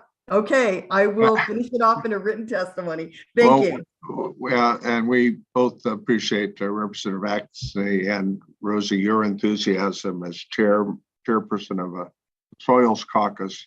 We need to bring you back. I've never seen such enthusiasm for soils, and we'll continue that in that vein. Next member, representative from Iowa, again, the 4th Congressional District. A gentleman who's very focused on these issues, Mr. Representative Randy Finstro. Thank you, Chairman Costa and Ranking Member Johnson, and thanks for everybody's testimony. It's really quite amazing to hear everybody and what their thoughts and what we can do together collaboratively. In Iowa, the livestock industry has a great story to tell when it comes to sustainability. You know, across the Iowa industry, farmers are producing more while using less. Our hog producers are using 75% less land and 25% less water compared to 6 decades ago. Dairy farms in the U.S. have the lowest greenhouse gas emissions of all our global competitors. Cattle ranchers have reduced emissions per pound of beef by more than 40%, while also producing 60% more beef per animal from 1961 to 2018. Through these technologies, the livestock industry has achieved these goals, and it is through technology that we continue to make improvements into the future. One technology that has advanced the industry into greater sustainability is feed additives. Mr. Medeiros and Mrs. Brackett, in your testimonies, you shared how animal feed ingredients have allowed the dairy and beef sectors to reduce methane emissions. I share your concerns that the regulatory red tape is preventing timely market availability for these ingredients. According to a study by Informa Economics, it takes about 3 to 5 years for a feed ingredient to be reviewed by the Centers for Veterinary Medicine. Why is it important that the Food and Drug Administration streamline this review and approval process? And what legislative proposals do you encourage Congress to consider related to this issue, Mr. Medeiros? Okay, well, first of all, we need to separate the feed additives from the antibiotic category, and so we can start fast forwarding what we know so far and promote research and to get this on a fast track. That's probably the one thing that's really hindering feed additives today. And then we need to spend more time and investment into that category, because I think there's a lot more research that needs to be done in that category where we can understand it. I mean, Dr. Stockhouse Larson touched upon it a little bit. So FDA needs to take a look at that, the protocol on feed additives, so we can pursue that at a much rapid rate and push that forward. So, that's my opinion on that. And I think it's something that Congress really needs to take a look at. Ms. Brackett, do you have any thoughts on that? Yes, thank you, Representative. I appreciate the question. I think it's important to focus on innovation. Having support for research and innovation as opposed to regulation would be something that we're very much in favor of. Investing in research that's going to help producers be more solutions oriented, I would think would be the collaborative goal that we're all striving to achieve here, especially if we're talking about feed additives, having more research in that arena, supporting innovation so that we can be more technologically advanced and achieve our climate goals. Absolutely. Thank you for those comments. And got another question. Dr. Stackhouse Lawson, I sit on the Science, Space, and Technology Committee, and I passed an amendment to include animal omics database in the Bioeconomy Research and Development Act. This amendment ensures that animal omics databases are included in research and development initiatives, allowing data access that focus on animal biotechnology and genetic modification. How do you see biotechnology fitting into the overall strategy for meeting food demands and in a growing population and to achieve our sustainability goals? Yeah, thank you for the question. And I'm certainly not an expert in that area, but I think when we think about really achieving sustainability goals, so much of the progress to date has been made through enhanced efficiencies. And yes, we have to do more, right? There has to be more than those enhanced efficiencies, but we also need to develop technologies and tools to even streamline the efficiencies, right? And so I think any access to data and technology to help do more with less, to help our producers have more appropriate tools that can work on their individual operations, but still drive to these, bigger goals that we have is where we all need to think about innovating. And, the beautiful thing about sustainability and quite frankly, climate is that any improvements we make, right, are help, right? And they may not help as much as we think we want them to, but they still help. So I think those efforts are warranted. I agree. And the reality is our livestock industry has voluntarily adopted sustainability practices, which I'm so excited about. With that, my time has ended. Thank you, and I yield back.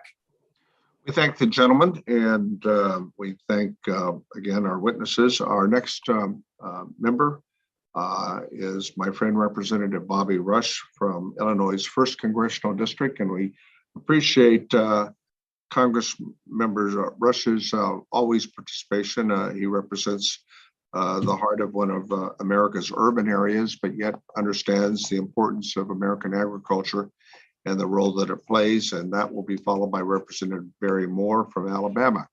But Bobby, you're next up. Well, I certainly want to thank you, Mr. Chairman.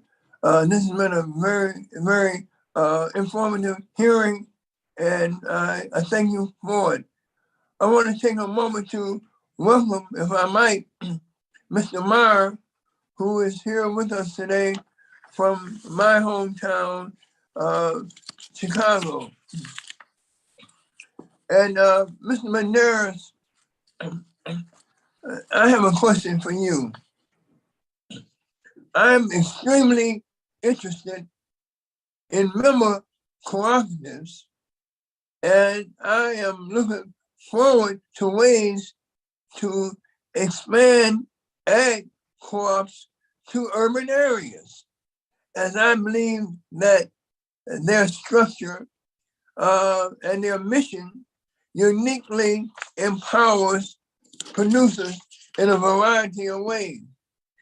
And I know that this is not the topic of today's hearing, but I wanted to take the privilege and the opportunity and the hope that you could briefly discuss some of the best practices that you have witnessed as a member of the National Milk Producers Federation's Executive Committee. And if you could particularly inform me about the practices that you have seen that could help co-ops expand into new sectors, such as urban ag. Mr. Medeiros, will you respond? Yes. So little history about myself. I used to be an independent producer at one time and learned the value of a co-op. And, co-ops bring such a tremendous value to American agriculture. The resources that a co-op can bring to producers, as far as, and I'll speak upon DFA. DFA being the largest dairy co-op in the United States, and I believe the 4th largest milk processor in the world. The resources that co-ops bring to producers through a co-op, we have our farm service program, we have our innovation programs, and co-ops bring such a value to agriculture clear across the United States, whether you're a corn grower, a beef producer, dairy industry. It is a vital component of producers and having the ability to use co-ops to reach out to people, educate people, and bring resources back to the farmer. And we're independent, as an independent producer, you don't get those same resources. So I think co-ops is probably one of the most valuable tools in today's agriculture. And, hopefully it keeps growing and expanding. And that way we can touch even the cities and be able to touch city farmers and the city population understands the value that a co-op can bring to producers and all of society through all the assets and who we touch in the industry. Well, I certainly would like to engage in this conversation more with you because, again, I'm absolutely committed to the idea and the potential of trying to create a unity of will, a unity of spirit, and a unity of understanding in terms of the whole cooperative sector of our society. So thank you very much. Mr. Chairman, I yield back. Thank you very much, Representative Rush. And our next members in the order that the staff has provided me is Representative Barry Moore from Alabama's 2nd Congressional District, then to be followed by Representative Sanford Bishop from Georgia's 2nd. Mr. Moore, the floor is yours. Thank you, Mr. Chairman. And we've heard a lot of talk about grazing and cattle, but Mr. Meyer, I want to talk a little bit about poultry industry. That's a big thing in our part of the world and huge in agriculture in Alabama. So you focused a lot of your testimony in terms of working on measurement. In the National Council Broiler Sustainability Report released last year, I'm reading that in just 10 years, the industry's decreased land use by 13%, carbon emissions by 18%, water consumption by 13%, and fossil fuel use by 22%. Can you expand on this, and what do you attribute these gains to, please? Thank you, Representative Moore. The poultry industry has made incredible strides over the past decade and has been a shining light in the agriculture industry in that space. And the U.S. Roundtable for Sustainable Poultry and Eggs, we're really focused on getting a baseline measurement and a broader aspect of every node of the supply chain involved in that sustainability conversation. So we've involved producers, integrators, allied industry, as well as NGOs and restaurants in building our framework. The framework is completed in December, and this year we're going to launch the tool that we'll use, and it'll be an online tool. That way, all of these nodes can input their aspects of sustainability measurements into that, and we'll have a good baseline across the full supply chain from producer all the way to customer of what our sustainability looks like in the U.S. poultry and egg industry. So for an example, one of those metrics might look like would be energy use.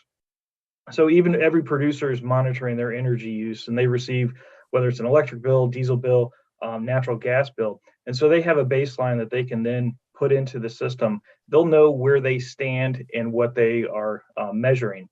When we generate all of our data and we have our final reports that we will release once we have the tool launched, that producer will then be able to benchmark where they are amongst other producers and the industry itself. Then they can set targets for themselves and others to continually improve in that space and know that they are doing their part to provide a sustainable future for the poultry and egg industry. And I'm sure looking down the road, we hope to continue these trends. And what efforts do you see? Is there anything you'd like to spend on? And one quick question too, Ernie, the digesters to create energy. I didn't know if you've seen much of that in industry. We had some people testing a few of those in our part of the world, but to maintain these family farms, the poultry operations actually are the cash flow. They're the things that allow the farmers to keep maintaining family farms and stay in business. So I'm just curious, what efforts do you think we need to expand on going forward in the near future? I think the efforts that we need to expand on in the future for the family farmers, for the poultry producers, is to make accessibility to USDA funds and resources programs that are out there. I think those are the opportunities for those family producers and those family farms that they need the access to, and the technology and the funds to be able to access those technologies that you referenced earlier. Okay, and thank you, Mr. Meyer. I appreciate that. And Mr. Chairman, with that, I'll yield back. Right. Thank you, the gentleman from Alabama. And we always appreciate when you add time to the committee's portfolio. That is good. The next gentleman is another friend, Sanford Bishop from Georgia's 2nd Congressional District. And for the witnesses testifying here, we all have very valuable members of this subcommittee that play different roles in the House of Representatives. But my friend Representative Bishop has got the distinction of being one of the cardinals. And so he chairs the subcommittee on House Appropriations that handles the agricultural budget for the USDA. So he becomes very valuable. He is one of the important members that not only focuses on the policy issues in the House Ag Committee, but on the budgetal issues on the House Appropriations Committee that handles the subcommittee for the USDA's budget. So he's a key person that we should all be talking to. Representative Bishop. Thank you very much, Mr. Chairman. And let me thank you for this hearing today. The witnesses are extraordinary and they've been very enlightening. I've got 2 questions, and the first one I'd like to direct to Ms. Burrows. When I think of sustainability in the livestock sector, I think about Will Harris of White Oak Pastures in my district down in Georgia. He's been recognized throughout the state of Georgia and the nation and even globally for his impeccable stewardship. And he often says that sustainability isn't enough. Agriculture has to be regenerative. And Ms. Burrows, you characterize your family's farming practices as regenerative. Can you tell us how that translates to various practices and systems that are deployed on your farm? You know, White Oak Pastures is located in Bluffton, Georgia, a very small community. It's the largest private employer in Clay County. It has 113 people, and the county itself has only about 2,800 people. But Will Harris employs 185 people, and he writes $100,000 in paychecks every Friday. So as an advocate of regenerative agriculture, what are some of the economic benefits that you've received from adopting the climate smart management practices? And my second question is for the panel at large, and basically it addresses scalable solutions. The potential benefits of community scale meat processing are very broad. And these types of operations have a smaller environmental footprint. They're more flexible and they're able to respond to changing conditions and keep money in the local agricultural community. Tell us how Congress can ensure that investments in local and regional meat processing infrastructure support the expansion of small community scale processes that will support environmentally and socially responsible practices. Thank you. I so appreciate you mentioning Will. He is a friend of ours, and we spoke together at Berkeley several years ago. We also shared the Leopold Award winning for our family in 2020. So he is an outstanding person that is leading our industry in grazing and viability. All I can say is that when our whole food system and the way we produce food is a broken system, in my opinion.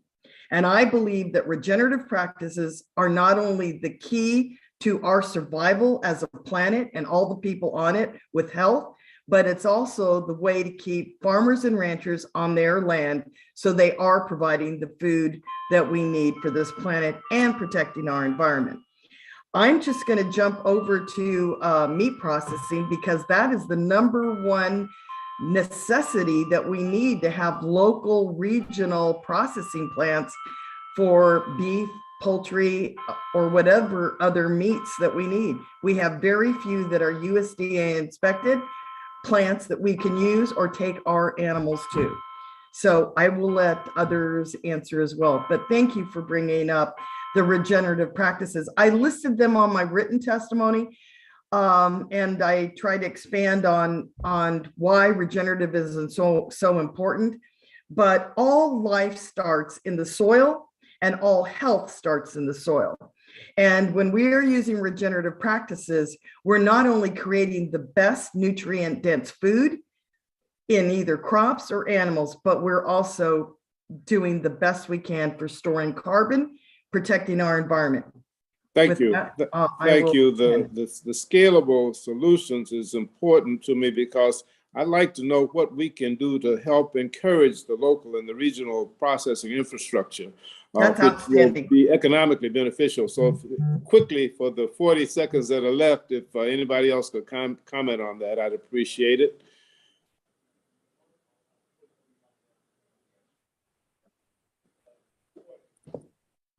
Representative, I'd be happy to address your question about meat processing. We have definitely a need in the cattle industry to increase packing capacity. So very excited about all of the smaller and mid-sized processing facilities that are coming online. We are concerned that they will be sustainable, that we'll have them in the future, that we'll be able to keep them in business. I would say that I would echo what Rosie said. With the lack of inspection, not having USDA inspected facilities really limits how we're able to sell our beef, especially across state lines. Thank you. That means we need to strengthen the inspection regime. Thank you very much. I think my time has expired, Mr. Chairman, but thank you for the hearing and thank you to all of the witnesses. You've been incredible. Well, I know the chairman of the subcommittee on appropriations that might be able to help us with dealing with getting more inspectors. So that's something we ought to work on. And anytime you want to talk about enthusiasm on soils, talk to Rosie. Our next member is the gentleman from Kansas, Congressional District 1, Representative Tracy Mann. And then that will be followed by Representative Shelley Pingree from Maine. And unless the chair sees any other members of the subcommittee returning, and members of those witnesses who have been so patient and so good today. The reason you see members come and go is because we have overlapping other committees that we are dealing with. So it's not because they're lacking of attention for your comments or your testimony, but we're multitasking here. So oftentimes members are coming in and going back to other committees as well. So you understand how we try to make this system as efficient as we possibly can. Representative Mann from Kansas, you're on. Great. Chairman Costas, thanks for recognizing me. Thanks for the time, and thank you for having this hearing and all the panelists and the testimony you submitted, everything. Really, really appreciate it. Also, thank you to Ranking Member Johnson. I agreed with the comments he made during his question period and appreciated the back and forth and the conversation he had with you, Ms. Stackhouse Lawson. I represent the First District of Kansas. We call it the Big First. It's the largest beef producing district in the country by dollar amount, have a lot of feed yards, packing plants, cow-calf operations. I grew up on a preconditioning feed yard, which is what our family has always done. So I just a handful of questions. First for you, Ms. Brackett, I agree with you in your testimony and the USDA research that you cited explaining that cattle are not truly significant contributors to long-term global warming, that cattle producers actually help reduce other sorts of emissions through various practices. But the story that we often hear in the media paints quite the opposite image. In your opinion, where is the disconnect and how do we change the public discourse? How do we kind of reshape the public's image of production agriculture and these issues? Thank you, Representative. I appreciate that question. I think this disconnect has happened slowly over several years as people have left rural areas and moved to more urban and suburban areas. There's a loss of historical knowledge about what goes on in farms and ranches and really truly how cattle are actually raised. So that leaves consumers in this country not having a strong foundation when they may hear misperceptions in the news.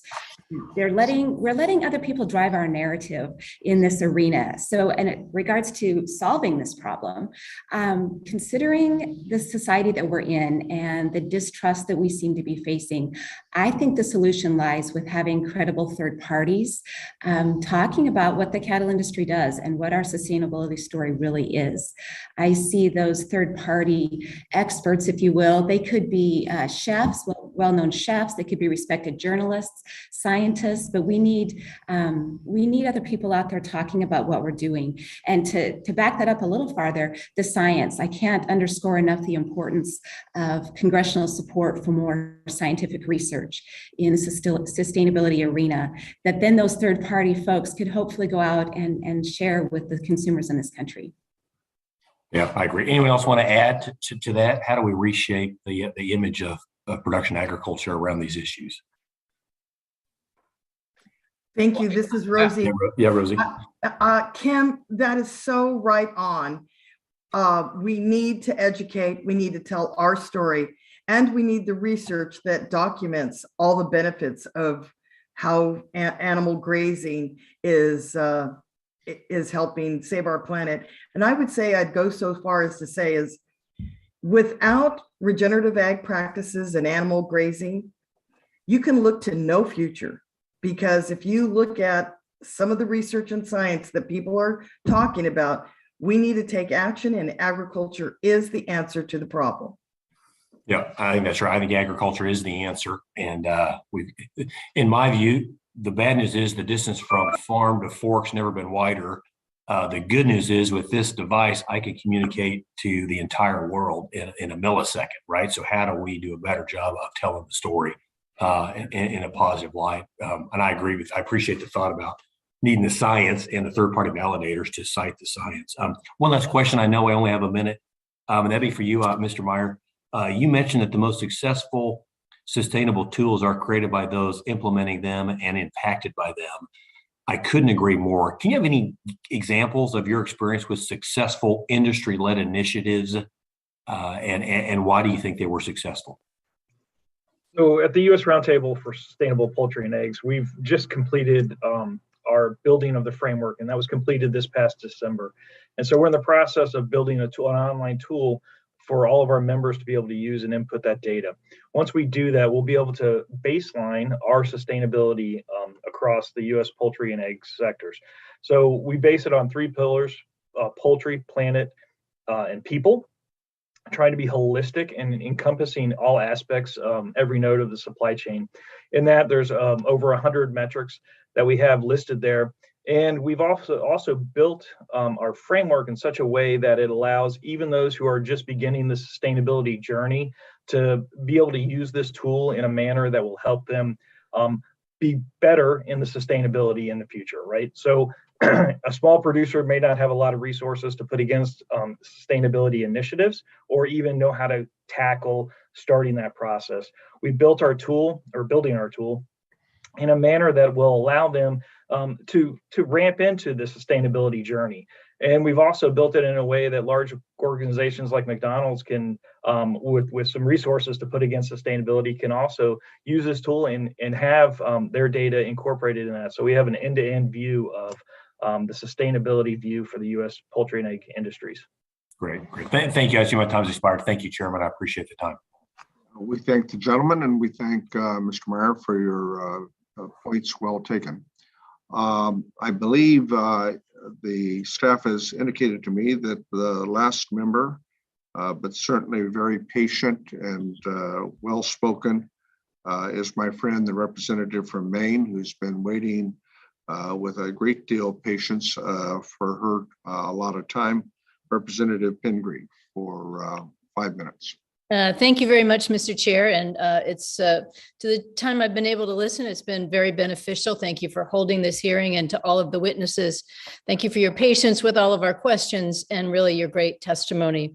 I'm particularly excited that two of our practicing farmers are females. So great to have both of you on the panel as well. Let's see, I've got so many things to ask, but I'll try to be quick here. One, I won't go into it, but both of the farmers have mentioned, or two of the farmers have mentioned slaughterhouse capacity, and that's an issue I've been very involved in for a long time. So we're hoping to move that forward, and particularly some of the extra funding we've had to deal with supply chain issues. So we know how important that is. And Ms. Burrows, I'm going to just start with you. Thank you for all of your thoughts today. I had the chance to hear you speak just a little bit on the Real Organic Symposium last Sunday, and really appreciate your talking about the challenges that organic dairy farmers are having with not being paid really the cost of the production that they're dealing with today. And for us in New England, as my colleague from Connecticut mentioned, with the loss of the Horizon contracts, we're in a crisis state right now. So we really feel for the challenges that you're dealing with. And as to the origin of livestock and the other rules, we really, it's shameful how long it has taken to get these done. They are at OMB now, so we have our fingers crossed that we will finally be able to deliver that to farmers. But I want to talk to you about one particular thing you mentioned in your testimony. You obviously have been doing amazing things on your farm. You've got a lot of data, and I understand you do a lot to mentor other farmers who are interested in adopting these practices. And that's so critically important. So many farmers that we meet say, I want to do more, but I need to talk directly to a farmer about how they're going on doing that. So I'm interested in how we do more to provide technical assistance to get that knowledge in the hands of farmers, particularly things like management intensive grazing. So as we're looking forward to the Farm Bill, do you have some recommendations to us about how we could scale up our efforts and what you think is most beneficial? Thank you so much for the work that you're doing for our industry, and we so very much need your support. I think that the best way that we could get help is for more funding, again, for outreach, education, and research. Farmer to farmer is the best way to educate and have people be open to changing what they're doing and have this paradigm shift of working towards regenerative practices. I want to share one quick story, and that is that in our research study that we were conducting here at our farm over the last 3 years with the Diocese Foundation, we compared regenerative practices with conventional practices. And when we gathered the data after the first year, one of our conventional farmers kind of stood up and got really angry and said, these numbers must be wrong. It's impossible that these regenerative farms cannot spray any pesticide on the almonds and yet have the same yield and volume and pest damage. And after a year of working with the program, the second year, he's converted one of his farms to regenerative practices. And today, now, all of his farms are going regenerative.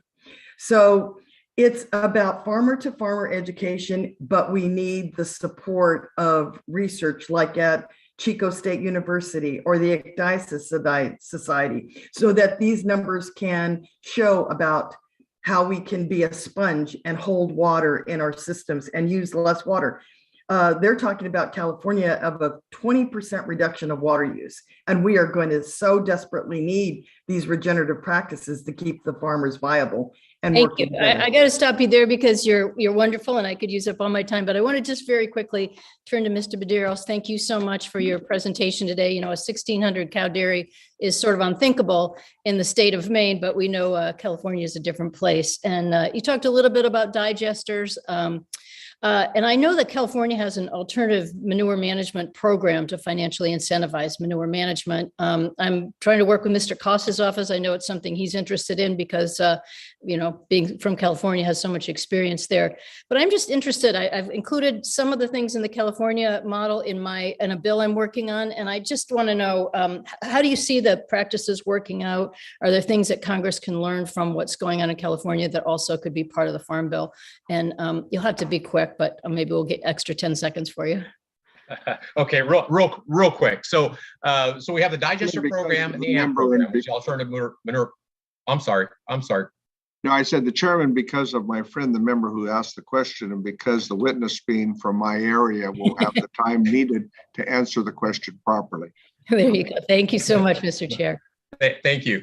Well, anyway, the two different programs, right? And as I spoke earlier, digesters is not going to fit every program. So the alternative manure management program brings a great alternative to being able to handle methane and how we handle manure. And, through research and through funding through that program, and actually in California, it's been oversubscribed. And there's so many producers that want to get involved in the alternative manure management practice. So we're hoping to see more funding coming in that direction.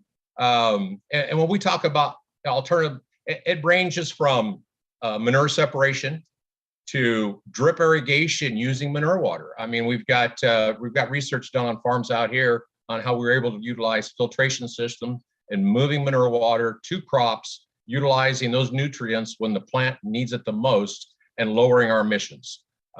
Just simply how we handle manure on the farm, application processes through the manure management program. So there's so many avenues that we've done out here in California, and I'm sure you know that California has led the way when it comes to environmental issues. I mean, we've got the most aggressive program out here. We're about ready to reach our targets, by reducing methane by 40%.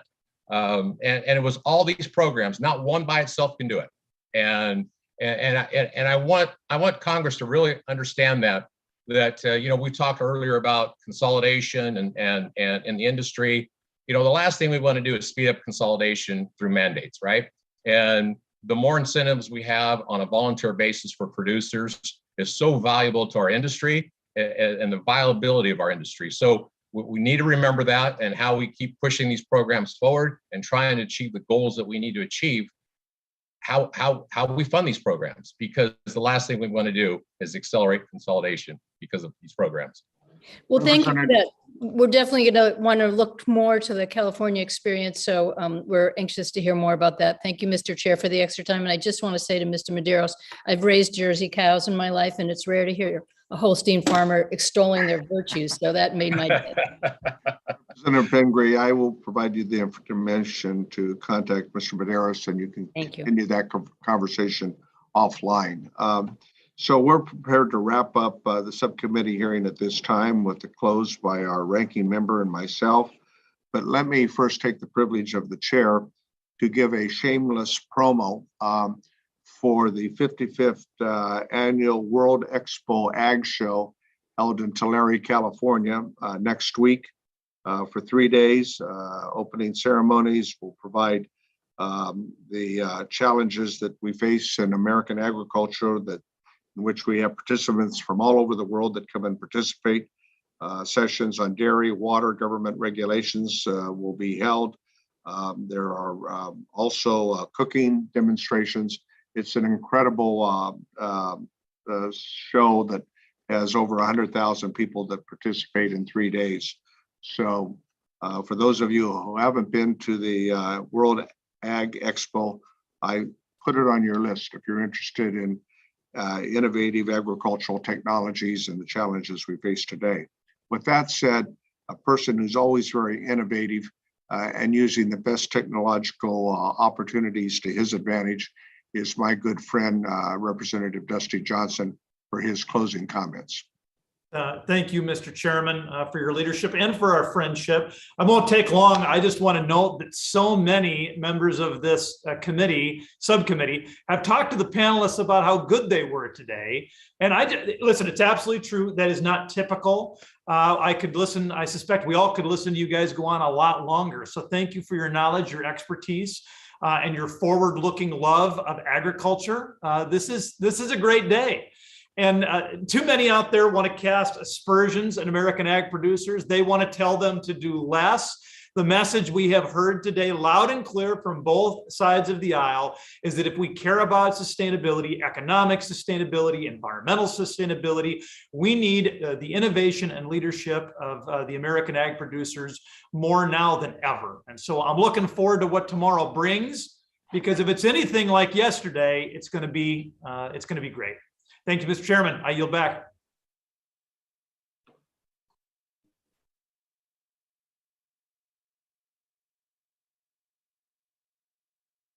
Yep.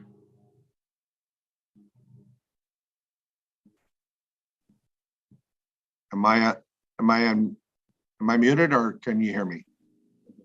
Okay, I'm good now. Let me begin again. Thanks again, Representative Dusty Johnson, ranking member of this committee, for your closing comments and always for your participation. For members and for those witnesses who've testified today, I concur with everyone's, I think, reflection that this was a very good subcommittee hearing, one that we can build on as this subcommittee continues to do its work this year on a host of important issues affecting livestock and foreign agriculture. As we help set the table for next year's reauthorization of the Farm Bill. I think it's important, as I listened to the testimony, the questions today, a few things stood out to me. Currently, it's difficult to measure actions that are leading to substantive reductions in greenhouse gas emissions. I think that's important. And I think it's critical that we come up with more measurable ways to assess progress on the farm, because I think we are making progress. I think this means that we've got to emphasize more on research and what works, and most importantly, as importantly, what doesn't work. When we make sure that the research and cutting edge practices are available to ranchers, dairy farmers, and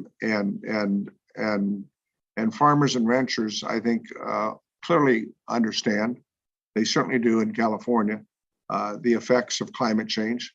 We see it, we've seen it in my own generation, just different from how things were today than when my father was farming. And so we need to reinforce how important it is, because agricultural leaders throughout the country are taking a lead, I think, in reducing emissions of all kinds. That story is not well told, but we need to do a better job of it, as was mentioned here in the testimony. Finally, I think we need to ensure that our producers are not punished for adapting. I mean, change is constant, and farmers, ranchers, dairymen, and women who are successful, especially generational, are those that are best understanding of the changes and are best at adapting change. Those who don't understand that are the ones so often who are unable to stay in business. So it's unreasonable to ask producers to make changes that are financially untenable. We've got to understand that the economics have to work. We must look forward to market-based solutions and find creative ways to incentivize sustainable practices. All the witnesses here today talked about sustainable practices and how they've tried to make them economically viable, and some practices that were not economically viable. So I look forward to continuing the conversation with all who have been involved today, with our farmers, ranchers, dairymen, and women, the fellow members of Congress who've been very attentive today. My colleagues really want to work together. As I said, this committee is one of the most bipartisan committees traditionally and today that we have in Congress, and we needed to have more of this, frankly, in my view. the divisions aren't good and they're not helpful toward reaching solutions, common solutions that I think are in the best interest of our country. So for my fellow members of the subcommittee and for the administration, we can work together to deal with the challenges to combat climate change, and we will do so. So I look forward to that continuing effort. Let me close by saying, as chairman, under the rules of the committee, the record of today's hearing will remain open for 10 calendar days to receive additional material and supplement written responses from the witnesses. So therefore, the witnesses, if you have additional information that you want to provide the subcommittee, you have 10 days to provide that. And members will have 10 days to provide any additional information that they would like to submit for testimony or additional questions they might like to ask the witnesses. So with that said, the subcommittee today is adjourned. Thank you very much.